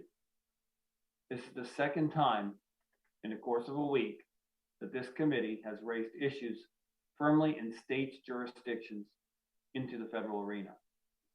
Rather than attacking a private company for fulfilling its contract in conducting an election audit, this committee should be directing any objections about the audit to its originators, the Arizona State Senate. One thing that all voters, regardless of party affiliation, can agree upon is that we must have election integrity. That is the only way to ensure trust in our elections, faith that our elected officials have been righteously elected, and confidence in our government. I would just, again, encourage the majority party to take a look at the issues that lie squarely within the jurisdiction of the Oversight and Reform Committee. Believe me, there's plenty of federal agencies that need oversight and reform. We should be focused on those, and the states where they have issues should focus on making sure that they address those issues. We certainly aren't going to call in, the Arizona Department of Revenue and investigate how they handle their state income tax collections. If we have an issue at the federal level, we should be dealing with that. But issues that are within the state's jurisdictions, we should actually go back to those states and follow the Constitution and do exactly and have them address those issues. With that, Madam Chair, I yield back the balance of my time. Oh, I'll take your time. I yield to Mr. Biggs. Thank you. Thanks, Mr. Keller. Appreciate that. So I'm going to be able to ask a couple of the questions that I didn't think I was going to be able to ask. So I was looking at your website called justthefacts.vote, and on myth number 4, I found that it said that the county does not change its election management system. That it's false that the county does not change its election management system passwords. I assume that what you're asserting then is that you regularly change the passwords for your EMS server, for the server for EMS. Yeah, my understanding, I'm not sure what you mean by regularly, but it is something that is changed. So would you then be surprised, I guess, that the records from Cipher clearly indicate that all accounts had the same password and even the username was the same and has not been changed since the EMS server was set up? Yeah, again, I don't have that in front of me, so I'm not sure what the basis of that is. If that were true, that would be concerning about cybersecurity, would it not? No, that would not be concerning about cybersecurity because, Congressman, I think as you understand, the EMS is not connected to, as it relates to cybersecurity, it's not connected to the internet in any way. It's an air-gap system. We did 2 audits that confirmed that these machines that were used in the 2020 general election were never connected to the internet. And that's your assertion here today? Okay. That is, okay. Yes. All right. Based upon certified folks that took a look at that as well. And how is the paper? So let's talk about paper for a second. Myth 8, vote secure paper does not have a special coating to prevent bleed through. Are you saying that only vote secure paper was utilized in the 2020 general election? Yes, vote secure paper was utilized, but it is a fact that you can have bleed-throughs, and that's why we made sure we redesigned the ballots so that if there was a race on one side of the piece of paper, it wouldn't bleed through and show up as a vote on the other side, on the election on the other side. Okay. I hope to be able to ask Mr. Bennett about that. Thank you. The gentleman yields back. I am now told that Mr. Fallon has logged in. And Mr. Fallon, do you wish to ask questions? Yes, Madam Chair, thank you very much. Okay, you are recognized. Thank you. I dream of the day that we have hearings in this esteemed committee on the crisis, not really even a crisis, but the catastrophe on the border. Being from a border state, I believe now that this administration made all other 49 states border states as well. But Madam Chair, I'd like to yield the balance of my time to my colleague and friend from Arizona, Mr. Biggs. I thank the gentleman. Thanks, Mr. Fallon. So, Mr. Bennett, let's talk about the paper. You heard the testimony from Vice Chairman Gates. Can you please respond to us about the paper that you found in the audit, that the auditors found in the audit? What I was informed of is that there appeared to be 10 different sources or types of paper used for the ballots. I personally witnessed the fact that on some ballots there was a fair amount of bleed through from one side to the other. But as Mr. Gates mentioned, one of the things that you're supposed to do in setting up your election in Arizona is align the ballots so that if there is bleed through from front to back or vice versa, that no corresponding ovals are affected. And it's my understanding that even though we found bleed through, we did not find that bleed through overlapping an oval on the other side. So, to your knowledge, there was no encroachment from one side to the other? That's my understanding. Thank you. Can you add on here to the whether there was any issues with regard to the use of the same password and usernames in some of these servers? I can simply repeat the testimony of Mr. Ben Cotton, the CEO of Cipher, the company that looked at the equipment, who said that their evidence showed that the county used common usernames and passwords, and that I think there was more than one, but as required by state law and election procedures manuals in Arizona, they did not use unique usernames and passwords, so that if there was a question related to who did what in the election management system, not a cybersecurity issue, as Mr. Gates mentioned, but the purpose for having unique usernames and passwords is so that if you have things happen within the election, you can tell who did it. And he said that the use of common usernames and passwords make that impossible to detect. So you wouldn't know necessarily who was even logging in because the usernames are not discrete? Correct. Explain to us the election procedure manual and its relationship vis-a-vis statute. The Election Procedures Manual is specifically authorized in state law. It is under the direction of the Secretary of State's office, which I occupied for 6 years. I did 3 of them during my 6 years. It's adopted in the off-election years, also has to have the consent of the Attorney General and the Governor to sign off on the Election Procedures Manual. It has the effect of law as is dictated in state statute itself. So if there's an issue with compliance with the procedures manual, that is a statutory violation because yes, it's a law. Yes, sir. So my understanding is that the Senate President attempted to reach out and attempted to work with the county, but that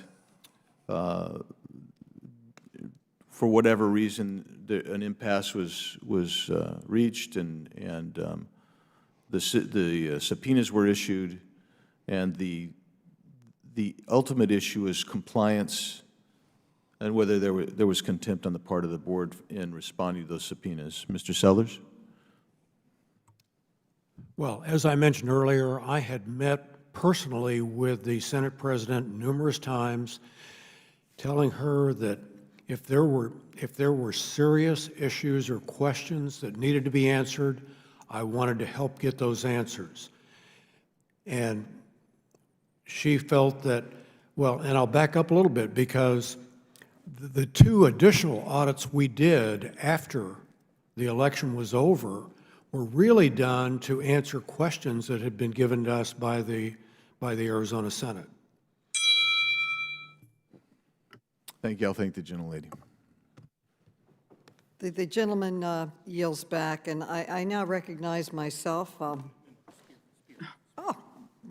People are coming in and logging in at the end here.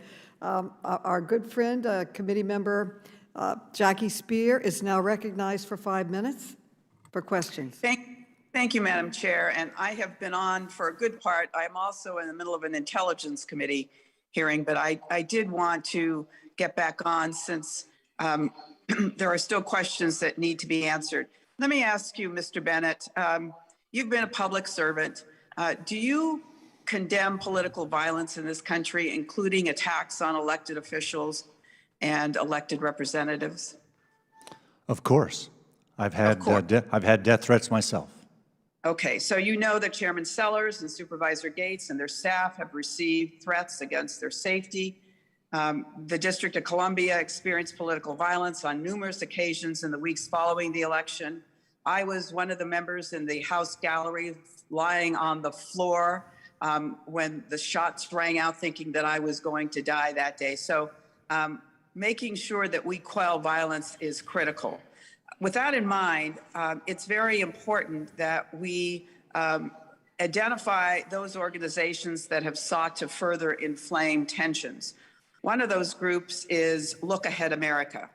On September 24th, this group held a rally in Arizona in which nearly half of the attendees were Proud Boys, which is an organization identified as a far-right neo-fascist group. Have you ever heard of the organization Look Ahead America? Yes or no?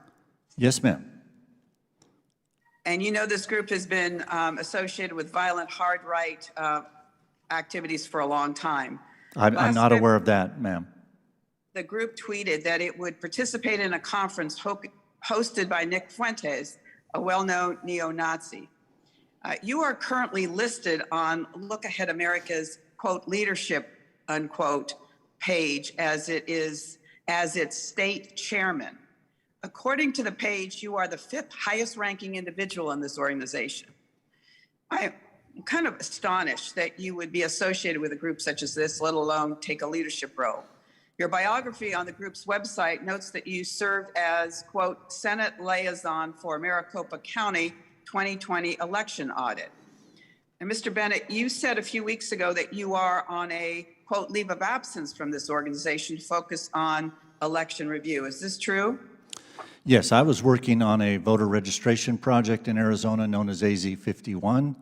AZ-51 connected with Look Ahead America, who wanted to help that process in Arizona, and AZ-51 decided to transition the voter registration project over to Look Ahead Arizona, which was formed by Look Ahead America. So I'm with Look Ahead Arizona, which is an affiliate of Look Ahead America. But I have been on leave of absence as I've been contributing my time to the audit without pay. All right, so you've been trying to establish some independence, is that correct? Independence from whom?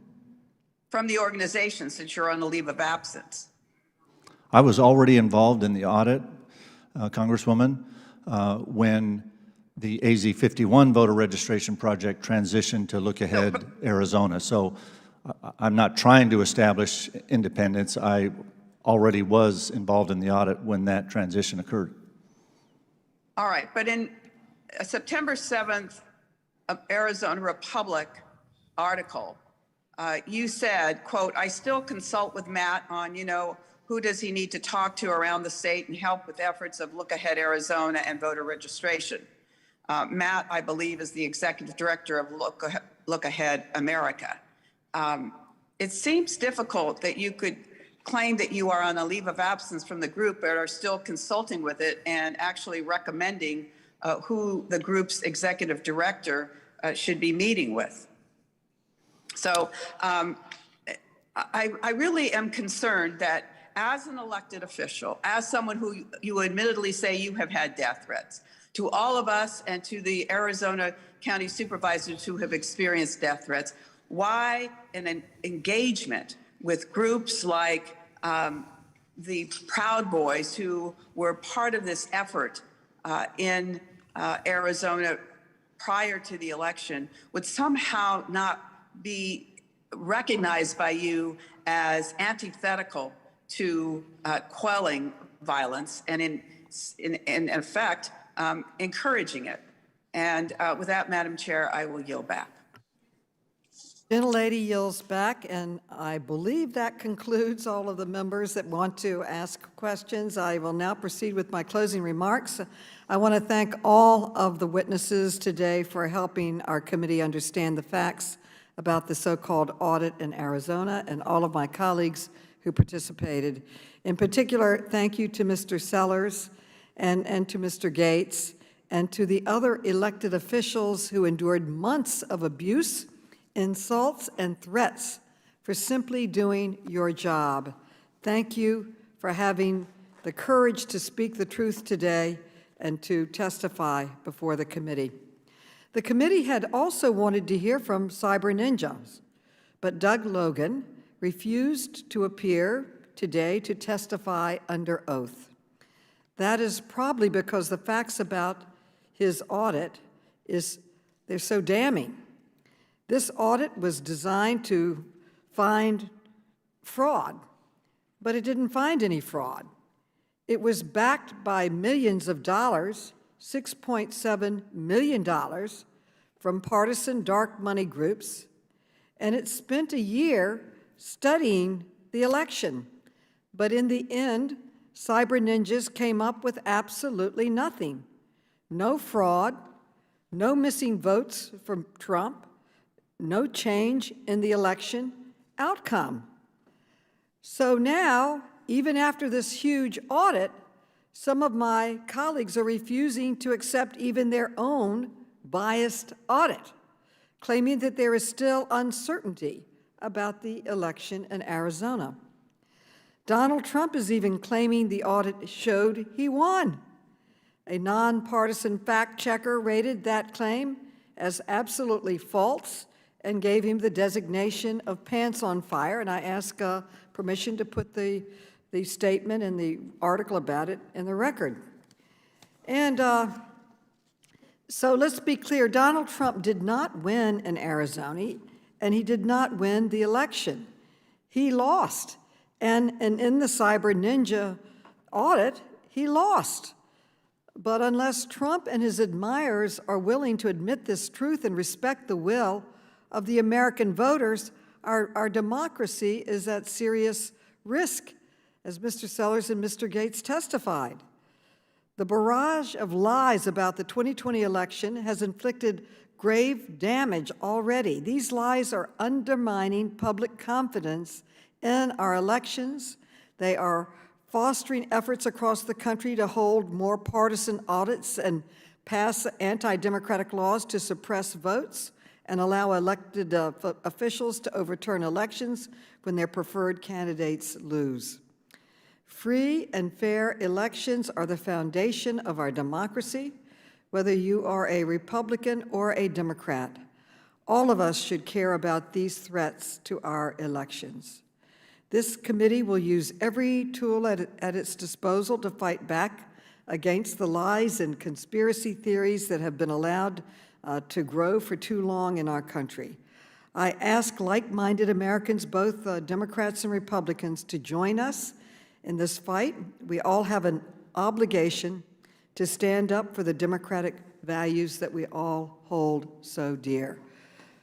With that, I, in closing, want to thank our panelists for their remarks. I commend my colleagues for their participation.